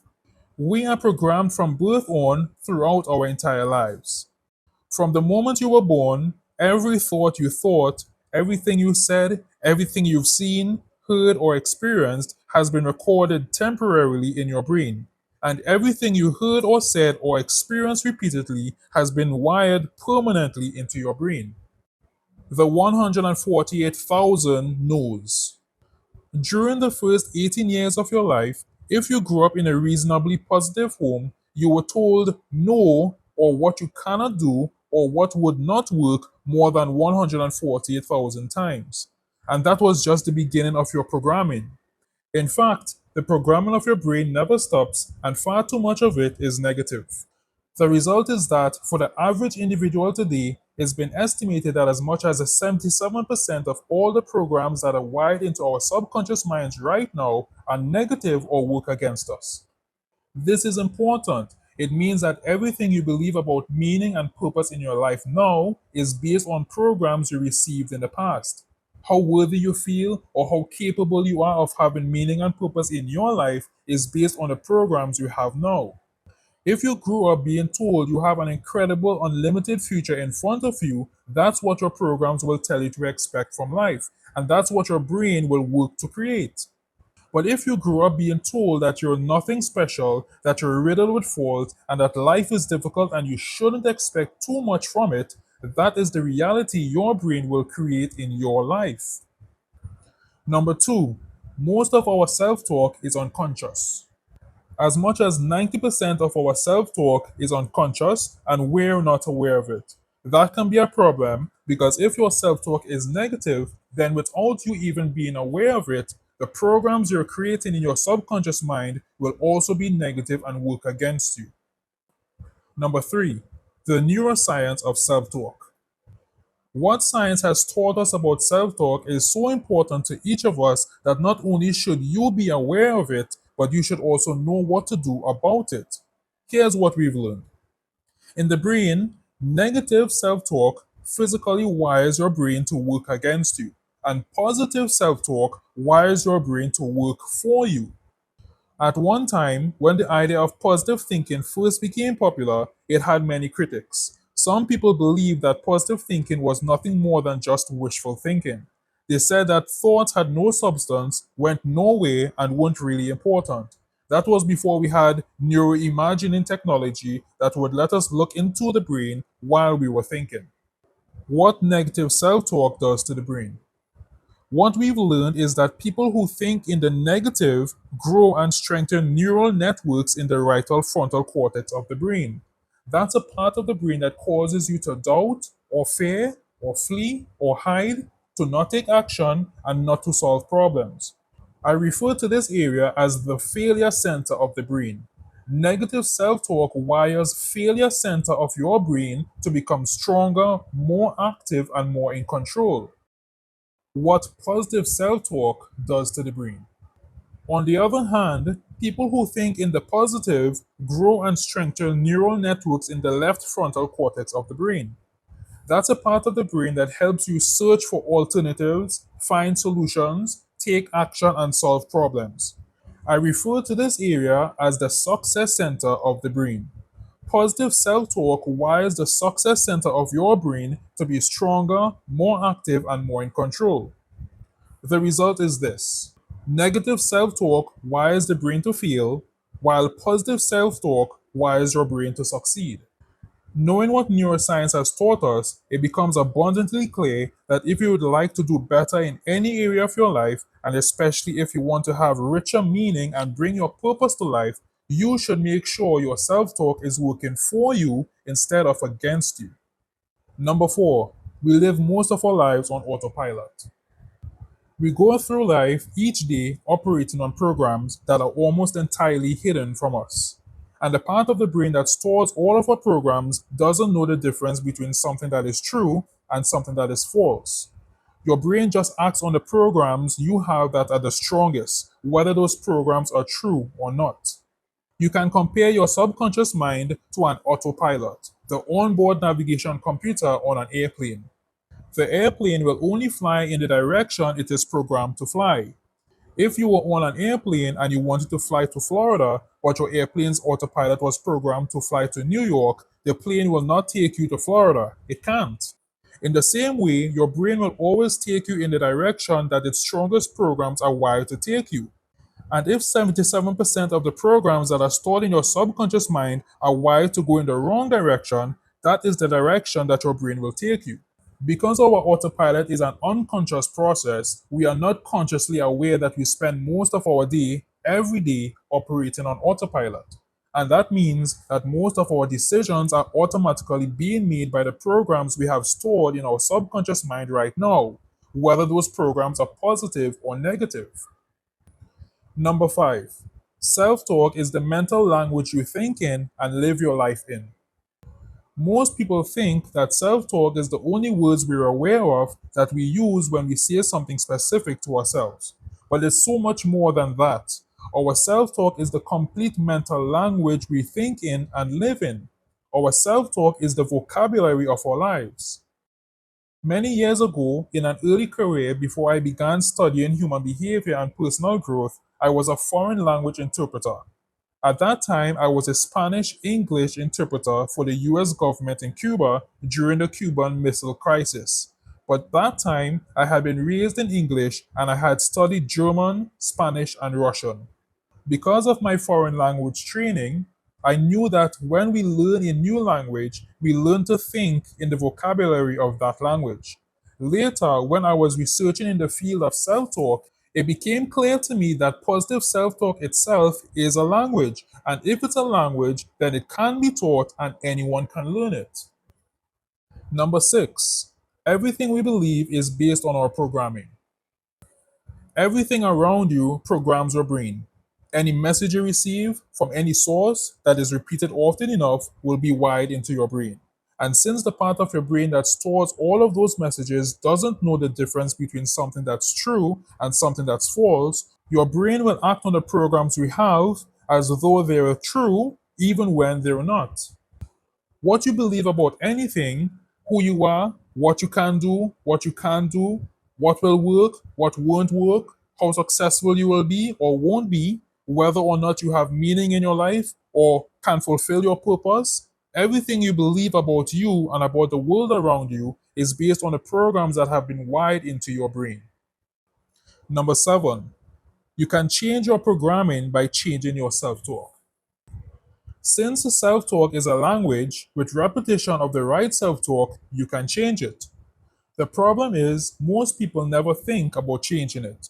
They may not even be aware that their own thinking is programming their brain. Whatever their thoughts are, day after day, they believe that that's just the way they are and there's nothing they can do about it.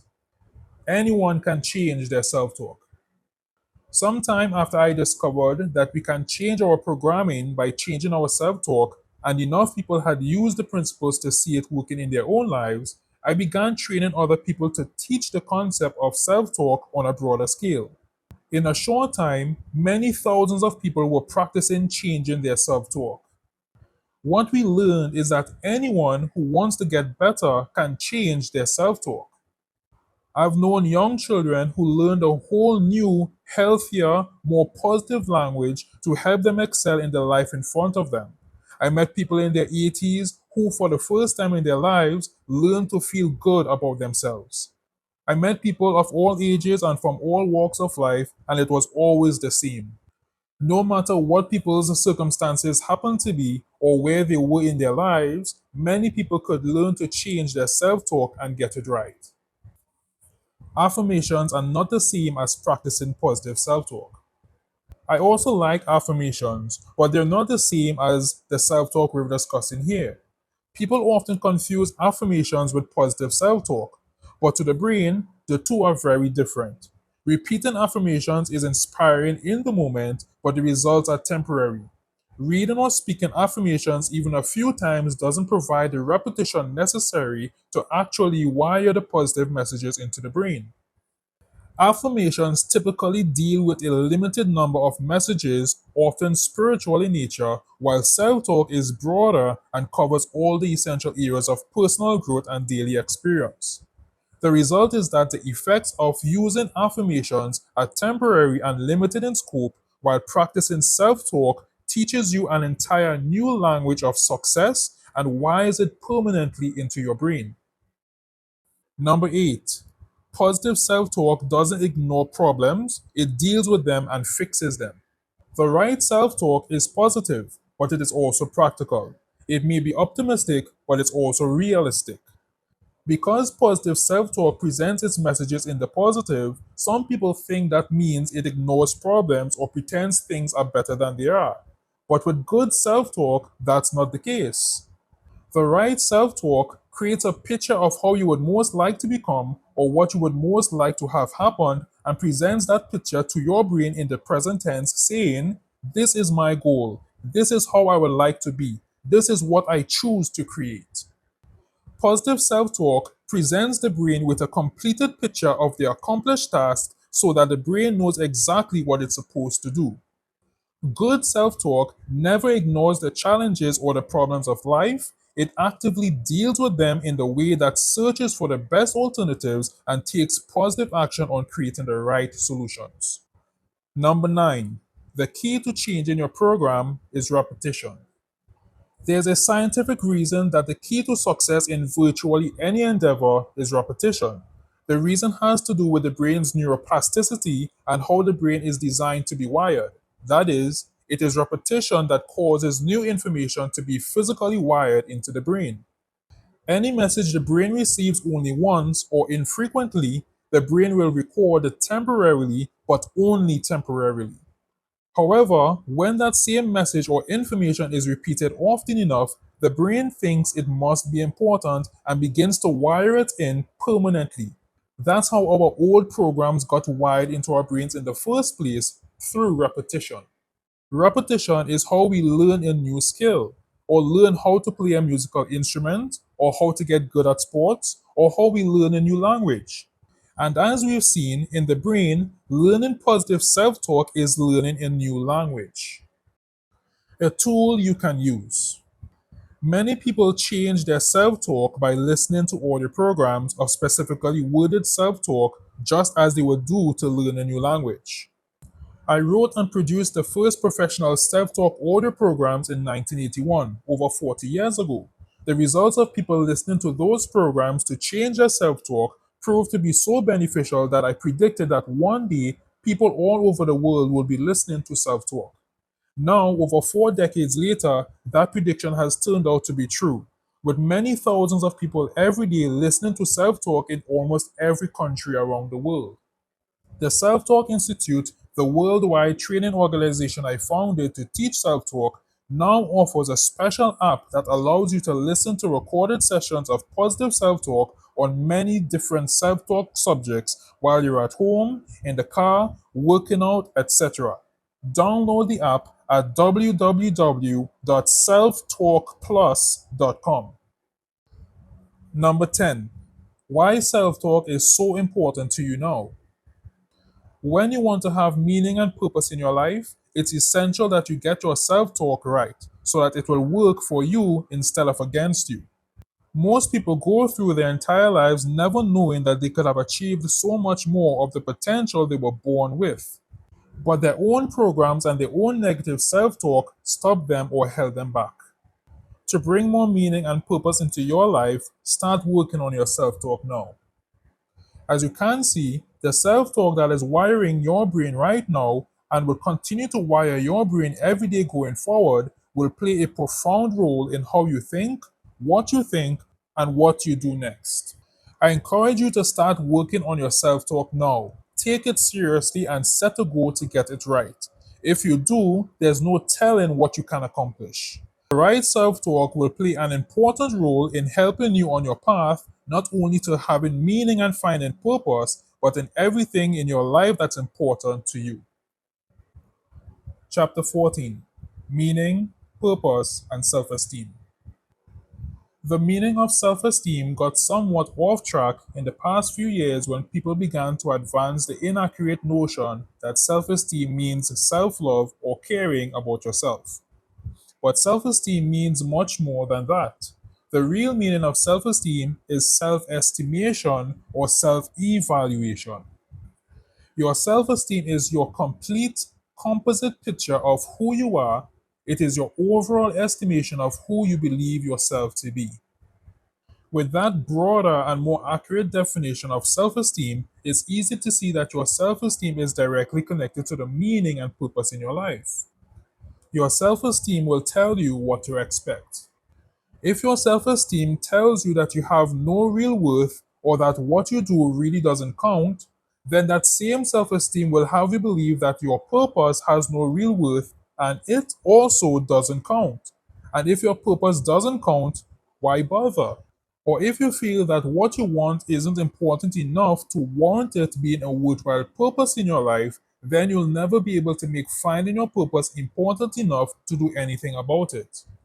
If, on the other hand, your self esteem tells you that you're just as valuable as anyone else, and in the hall of souls, you stand as tall and shine as brightly as any other soul, then you'll recognize that your purpose in life is just as important as anyone else's purpose in life. Imagine you're here to learn and to grow. In a culture that takes its cues and gets its truths from social media influencers, musical artists, sports heroes, and movie stars, it's easy to think that some people are more important to us than other people. But they're not. That's just a belief that has been programmed into us. Imagine that the real reason you're here is to learn and to grow, to live up to the incredible potential you were born with, and to become more of the exceptional person you were created to be. Also, imagine that that's the reason everyone else is here too, to learn and to grow. That levels the playing field. By that reasoning, no one is more important than you, everyone is just here to learn just like you. And by the same measure, neither are you more important than anyone else. We're all here learning and hopefully growing. We may all have our different roles to play, but each of us was born to learn and grow in our own way. How wealthy someone is or how popular someone is not a measure of how much they're growing. It has nothing to do with it.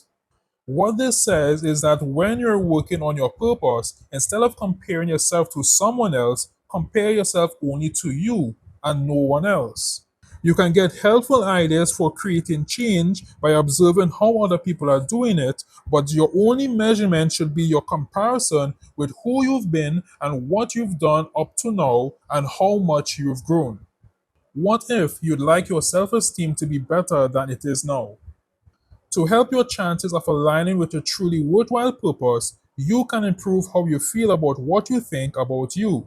Because your beliefs about yourself are all based on the programs that have been wired into your brain, you can change those programs the same way you got them in the first place through repetition.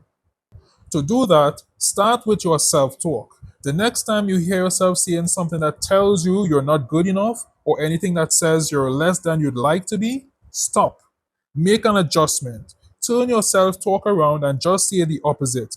Give your brain the message that rewires the thought into a positive. As we saw, you can update and change your programs by wiring new, repeated messages of positive self talk into your brain. When you do that, you're not trying to fool yourself or be unrealistic, you're updating your brain's files with new programs that reflect your new choices. You're telling your brain, this is how I choose to be now, and I want you to help me get there. The key to changing old programs will be repetition, so stay with it. The more times your brain hears the healthier, more positive messages about you, the more it will wire them in and make them a reality. Here's a hint. If you use the self talk app I recommended in the previous chapter, listen to the programs of positive self talk for self esteem and listen to them in the background while you're getting ready in the morning or when you're going to sleep at night. But also listen to them when you're working on identifying your purpose or writing out your goals. Download the app at www.selftalkplus.com. You choose your self esteem, it doesn't choose you. The important point to remember about your self esteem is that it's up to you to decide what you want it to be. It's not up to anyone else, and it's not up to your past or up to your old programs, many of which have been false to begin with. It's easy to think, this is just the way I am, and there's nothing I can do about it. But that's not only untrue, it's also an easy way to escape the responsibility you have to be in control of your own life. How you see yourself determines how you see your purpose in life. The following assessment will help you identify how healthy your self esteem is today and any areas you might want to work on. Focus on this will be important. How you see yourself controls how you see your purpose, and the two of them are connected for life. The better, more positive the picture you have of you, the more capable and deserving you will see yourself as being, and the more meaning and purpose you will bring to your life. Take a few moments, or as long as you need, and answer each one of the following questions. Download assessment quiz number 2 at www.meaningpurposebook.com. How did you do? You may want to bookmark these pages so you can refer back to the questions at any time to measure your progress. The incredible, amazing individual that you are. I have often spoken of the miracle we see when we look in on the little infants in the newborn nursery at the hospital. When you see those precious, wonderful sparks of life just born, snuggled in their little bassinets, if their eyes are open, you can actually see them searching, just waiting to live out that incredible future they were born to bring to life. Every one of those beautiful infants was born to succeed. It's a remarkable picture. And at one time, it was a picture of all of us. It was also a picture of you. As I have often pointed out, no one is born to fail. Everyone is born not only to succeed, but also to thrive and to excel. And that's true. Everything about us is designed to help us succeed at life. What is also true is that the amazing potential you were born with never leaves you. It may get covered over, hidden by the programs you receive that falsely tell you you're not good enough, but the potential that each of us were born with is still there, living within us, waiting to come out. That remarkable potential is still there within you right now. It is a natural part of your birthright, it is built into your spirit, and it is a part of who you are, and it never goes away. So, when you think about your own self esteem and evaluate yourself for who you might really be, look beyond the limitations that have been placed on you or that might have been placed on yourself in the past. Most of those limitations were false and they are not you. The real picture of you. If you and I were to sit and talk for even a few minutes, even if we had never met before, I could tell you things I see in you that might astound you. Wonderful things, beautiful things about the you that you really are. And all of them would be true. I hope you'll take the time to look at yourself and see yourself in that same way. I hope you'll see the real you, And when you do, you'll know that there is no purpose that is too great or too wonderful to be a part of you. Chapter 15. A focus on you and what you would most like to do. The only person you are destined to become is the person you decide to be. By Ralph Waldo Emerson. The more you focus on you while you're looking for your purpose, the better the chance you'll have of finding the right fit. In the following questionnaire, we're going to look at who you are and what you would most like to do.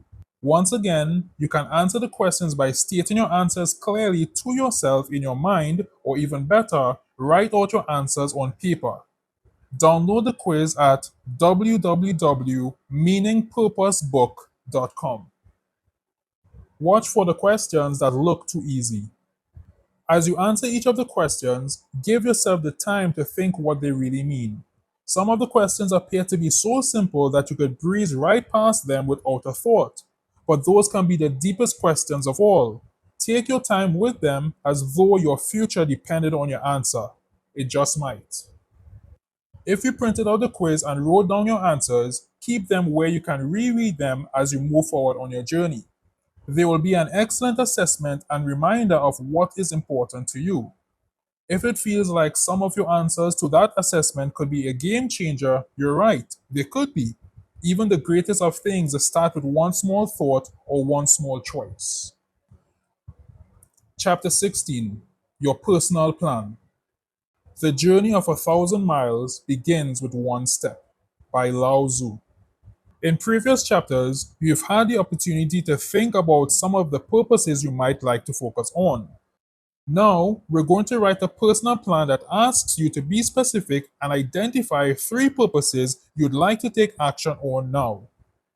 In completing this plan, you'll notice that it asks you to further identify purposes that you may have been asked to begin to identify or think about in earlier quizzes and assessments. That's intended. The previous questionnaires are designed to both help you expand your thinking and also to begin getting clearer on the choices you want most to make. The steps in this plan are easy to follow. If you follow them, you should be successful not only at identifying your purposes, but also at creating more focus on them in the days and weeks to come. To complete your plan, fill in the blanks in the outline below. If possible, you should write out your responses. You'll want to review what you've written again later. Download Charting My Life's Purpose, my personal plan, at www.meaningpurposebook.com. Completing and following this plan will help you bring your most important purposes front and center. The key to making the plan work is going to be how mindful you are, how aware you are each day of your choice to bring your purposes to life. 6 weeks of extra help.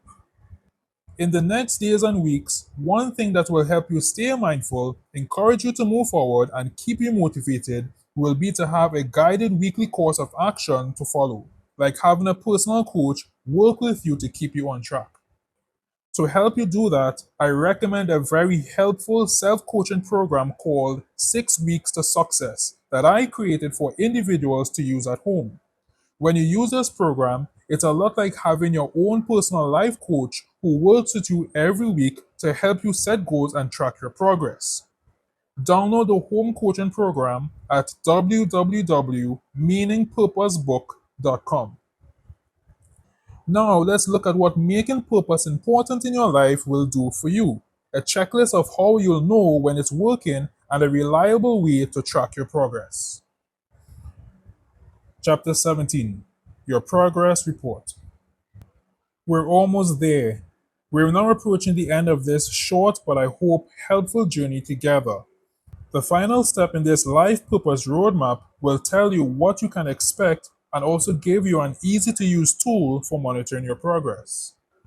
When you set a goal to focus on having meaning and finding purpose and bringing them into your life every day, something wonderful happens. The world takes on a different feeling, the days start to become brighter, better, more alive, and more interesting. Your energy increases, and you can feel the shift in the way you think and what's important to you each day.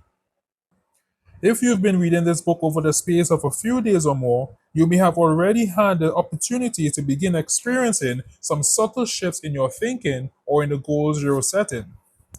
Make sure your purpose is an active purpose instead of a passive purpose. As you move forward, when you're working on bringing each of your purposes you choose into your life, ask the question of each of them: is this an active purpose or a passive purpose? The active purpose is the one that stands out, you're vitally aware of it, you think about it often, it's clearly important to you, and you actively work at it. The active purpose is the result of choice. It doesn't happen by accident, you choose to give it significant meaning in your life. The passive purpose is one that is just there, in the back of your mind, not really doing anything and not really demanding your attention. How to know when it's working? When a purpose is coming to life, it will begin to tell you that it's working. If the purpose is an active purpose, there are some specific signs to watch for that tell you you're making progress. Here is a checklist of signs that will tell you if your purpose is coming to life and if you're on track. Watch for these signs and be aware of them. If you're not seeing these signs, your purpose needs attention. If you're seeing even one or two of these signs, congratulations, you're making progress. A checklist of signs of positive progress. This is what you can expect when your purpose is starting to work. You'll know your purpose is working when, number one, you start to feel better about yourself. When your purpose is working, you begin to feel a sense of accomplishment. You can feel it and it feels great. By choosing your purpose, you're taking control over something in your life that can lift your spirits and make you feel better about yourself. And you'll know when it happens. It's a wonderful feeling. You'll know your purpose is working when, number two, you wake up in the morning and can't wait to get out of bed and get at it. What a joyous feeling it is to not be able to wait for tomorrow or the day ahead to start. It's an amazing feeling when you're so excited about something that you can't wait to get out of bed in the morning. For most people, that life enhancing excitement about being alive and having something positive and important to do only happens now and then. But for someone who is in love with their purpose and can't wait to get back at it, that excitement happens a lot. When you see that happening, you're on the right track. You'll know your purpose is working when, number three, you start to feel you have a reason for being. When your purpose becomes an active part of your day, life takes on a whole new meaning. Not only are you adding purpose to your life, but you feel that you have more purpose. You have more reason for being. So the purpose isn't just adding something to your day, it's adding something to how you feel about you. You'll know your purpose is working when, number four, you begin to change your priorities. You'll know your purpose is becoming more important when you start making more room for it in your life. When you begin to shift your priorities to give more time to activities that are tied to your purpose, that's a clear sign that it's working. You'll know your purpose is working when, number five, you want to tell other people about your success. A purpose that works is something you want to share. If you find yourself wanting to talk to family or friends about this wonderful thing you're doing and you can't wait to tell them about it, that's another great sign that your purpose is working. You'll know your purpose is working when, number six, you notice an increased feeling of well being. When you add a meaningful purpose to your life, that purpose will often create a feeling of well being, a feeling of harmony and contentment you can sense even when you're doing something else and you're not focusing on the purpose itself. When your purpose is becoming clearer and stronger, you'll notice that your sense of well being is becoming clearer and stronger too. You'll know your purpose is working when, number seven, your world starts to get right again. When you have a strong sense of purpose, the troubled times we're living in starts to become less overwhelming and less important than they were before you found a purpose to focus on. When your purpose sparks into light, the chaos in the rest of the world starts to dim, and it loses its strength and its hold over you.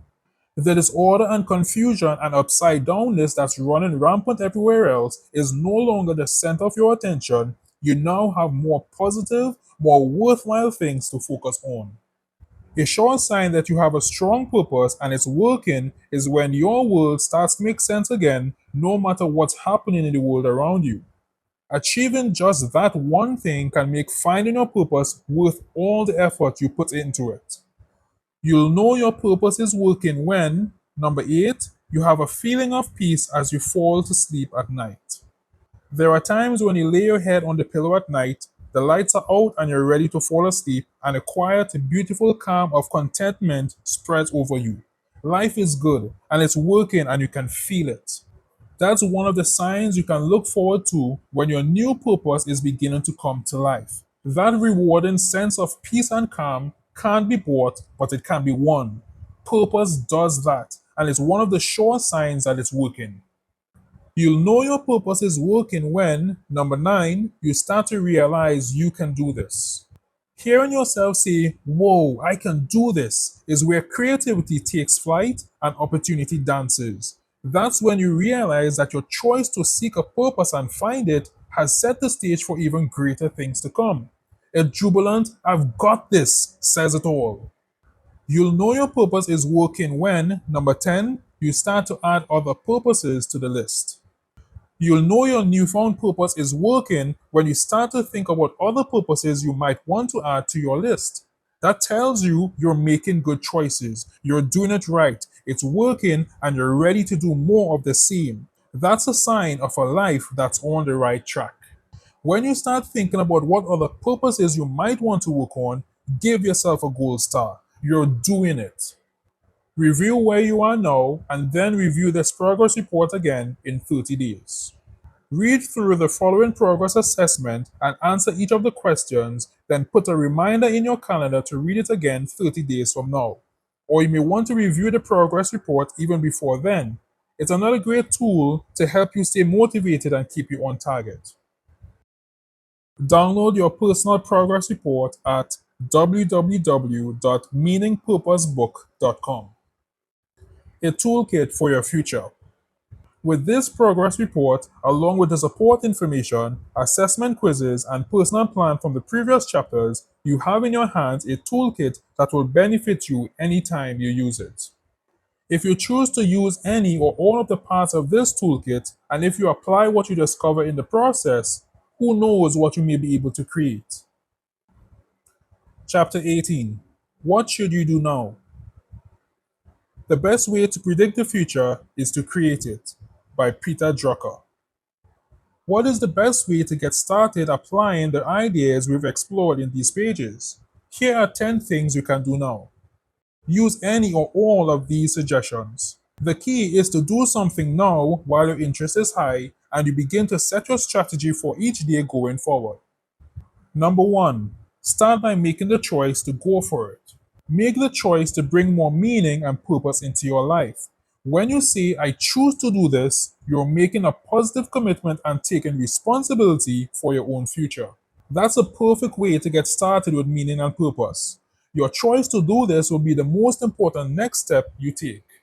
Number 2, take time for self reflection. Take time to reflect on your values, interests, and passions to better understand what truly matters to you.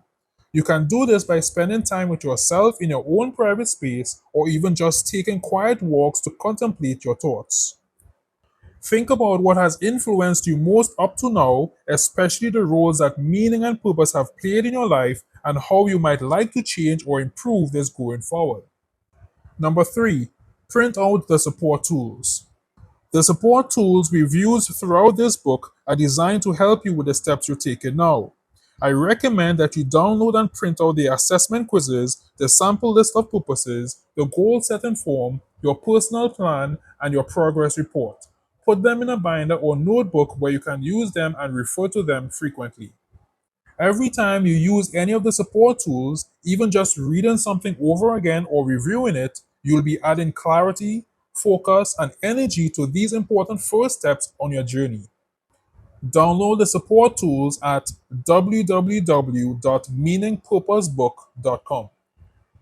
Number 4, start a My Purpose journal.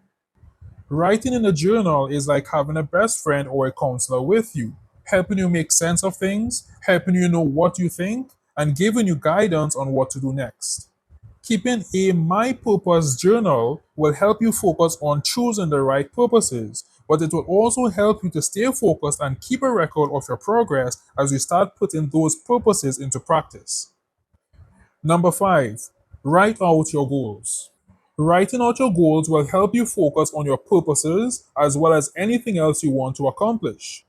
It only takes a little thought and a few minutes to fill out the goal form, but it's well worth doing. All successful people set goals. You have to know where you want to go before you can get there. If you haven't started writing out your goals yet, now would be a good time to start. After you've written out your goals, even just reading them once a day works miracles and helps bring them to life. Number six, write out the top three purposes you'd like to work on most. If you haven't already done this, take the time to write out your top three purposes. You can do this easily by filling out the My Personal Plan from Chapter 16 and using the list of 100 practical purposes as idea starters.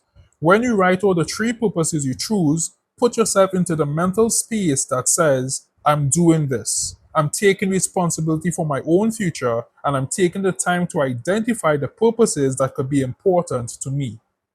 Writing out the first three purposes will not only give you a starting point, but it will also help you to create a taking action frame of mind. Number seven, print out the My Purpose posters and put them on your wall. One of the easiest and most effective things you can do is to put your purposes on the wall, where you can see them every day. This may sound too simple to work, but it actually works wonders, and I encourage you to do it. To help you do this, download and make copies of the My Purpose color poster that is designed for you to put on your wall. The 8.5 by 11 poster has a space on it to write in your purpose with a Sharpie or a bold marker. Print out copies of the poster and write in the purposes you want to focus on. Once on the wall, your posters will be an inspiring reminder every day of your purposes and their importance to you, and they'll help keep you targeted and on focus. Download the My Purpose posters at www.meaningpurposebook.com. Number 8. Starting today, start working on your self talk. If any of the unconscious self talk you've been using is the wrong self talk, the negative kind, start practicing the correct kind of self talk to get it right. This is something you can do starting today. Once you're free of any limiting or harmful negatives that may have gotten wired into your brain in the past, your whole outlook on life improves. With a clearer, more optimistic view, you'll do a much better job of bringing meaning and purpose into your life. The results of doing this are very exciting. Practicing positive self talk is something you should take seriously and commit to doing. Number 9, use mindfulness or meditation to bring your purpose into focus.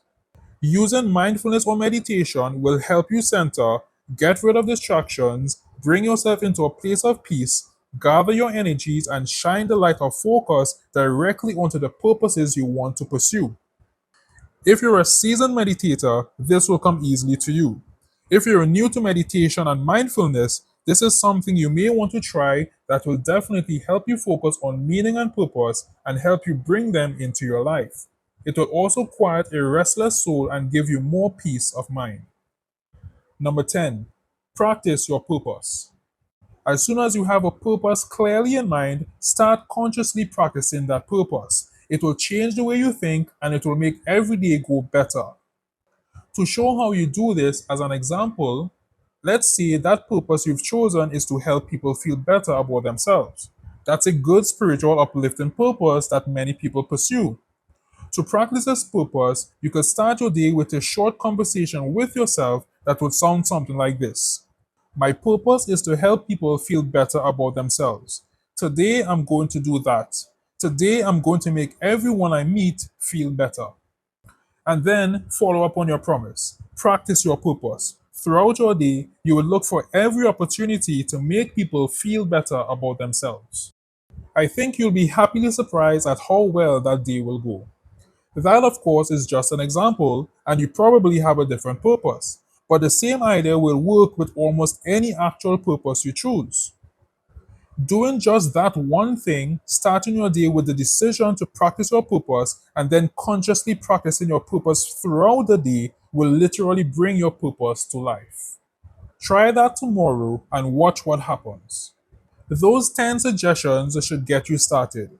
There are many other ways to begin using the ideas we've discussed in this book, but the starter ideas I've suggested here will give you a place to begin. Once you've begun, stay with it. In not too long, the positive new habits you're creating will begin to take hold and you'll be off and running. The exceptional rewards of bringing meaning and purpose into your life. As we've discussed earlier, bringing meaning and purpose front and center into your life will bring you rewards that you can't even imagine today. But stay with it. Those rewards and more will come. One day, you might look back on this very moment and say, that was the turning point. That was when I started doing something about my meaning and my purpose. That was when I took control of my life and changed my world for the better. Chapter 19. A final word. All you need is the plan, the roadmap, and the courage to press on to your destination. By Earl Nightingale. Imagine what you could do, what you will do by bringing meaning and purpose clearly into focus in your life. Just by taking the time to read these few pages, and if you were to measure your mental energy right now and compare it with the level of mental energy you had before you started reading, you might already feel an increase in your vitality and be able to see an increase in your interest in doing something now. Meaning and purpose are your compass in the storm. In today's world, where things are changing too fast and in the wrong way, where up is down and down is up, and things that once made sense no longer make sense at all, you will vastly improve your chances of not getting lost in the storm if you have a compass that is working well. Having meaning and purpose in your life each day will give you a compass you can count on. I sincerely hope that what you've read in these pages has helped you bring meaning and purpose into sharper focus. These are both serious and profound subjects which have been studied by philosophers, academics, and clerics for centuries, and I hope I have done them some justice. I am especially hopeful that you will find genuine help and insights in your answers to the assessment quizzes and in the goal setting and the personal planning portions of this book. I did my best to get as close as possible to being there with you in person and giving you the benefit of coaching methods that are simple to use but have proven to work for many others. The most important element of this journey is now going to be up to you and the next important choices you make. I have no doubt that you can find what you're seeking and you are certainly capable of achieving it, but choosing to have it is going to be entirely up to you. Always remember who you really are. As you move forward on the journey, always remember the undeniable truth about you. You are a remarkable individual who was born to succeed in every imaginable way. As I wrote in an earlier chapter, you were at one time that little infant, brand new to this world, your eyes wide open and searching, waiting to live out that incredible potential you were born with. And it's so worth repeating that potential never left you, it's still there.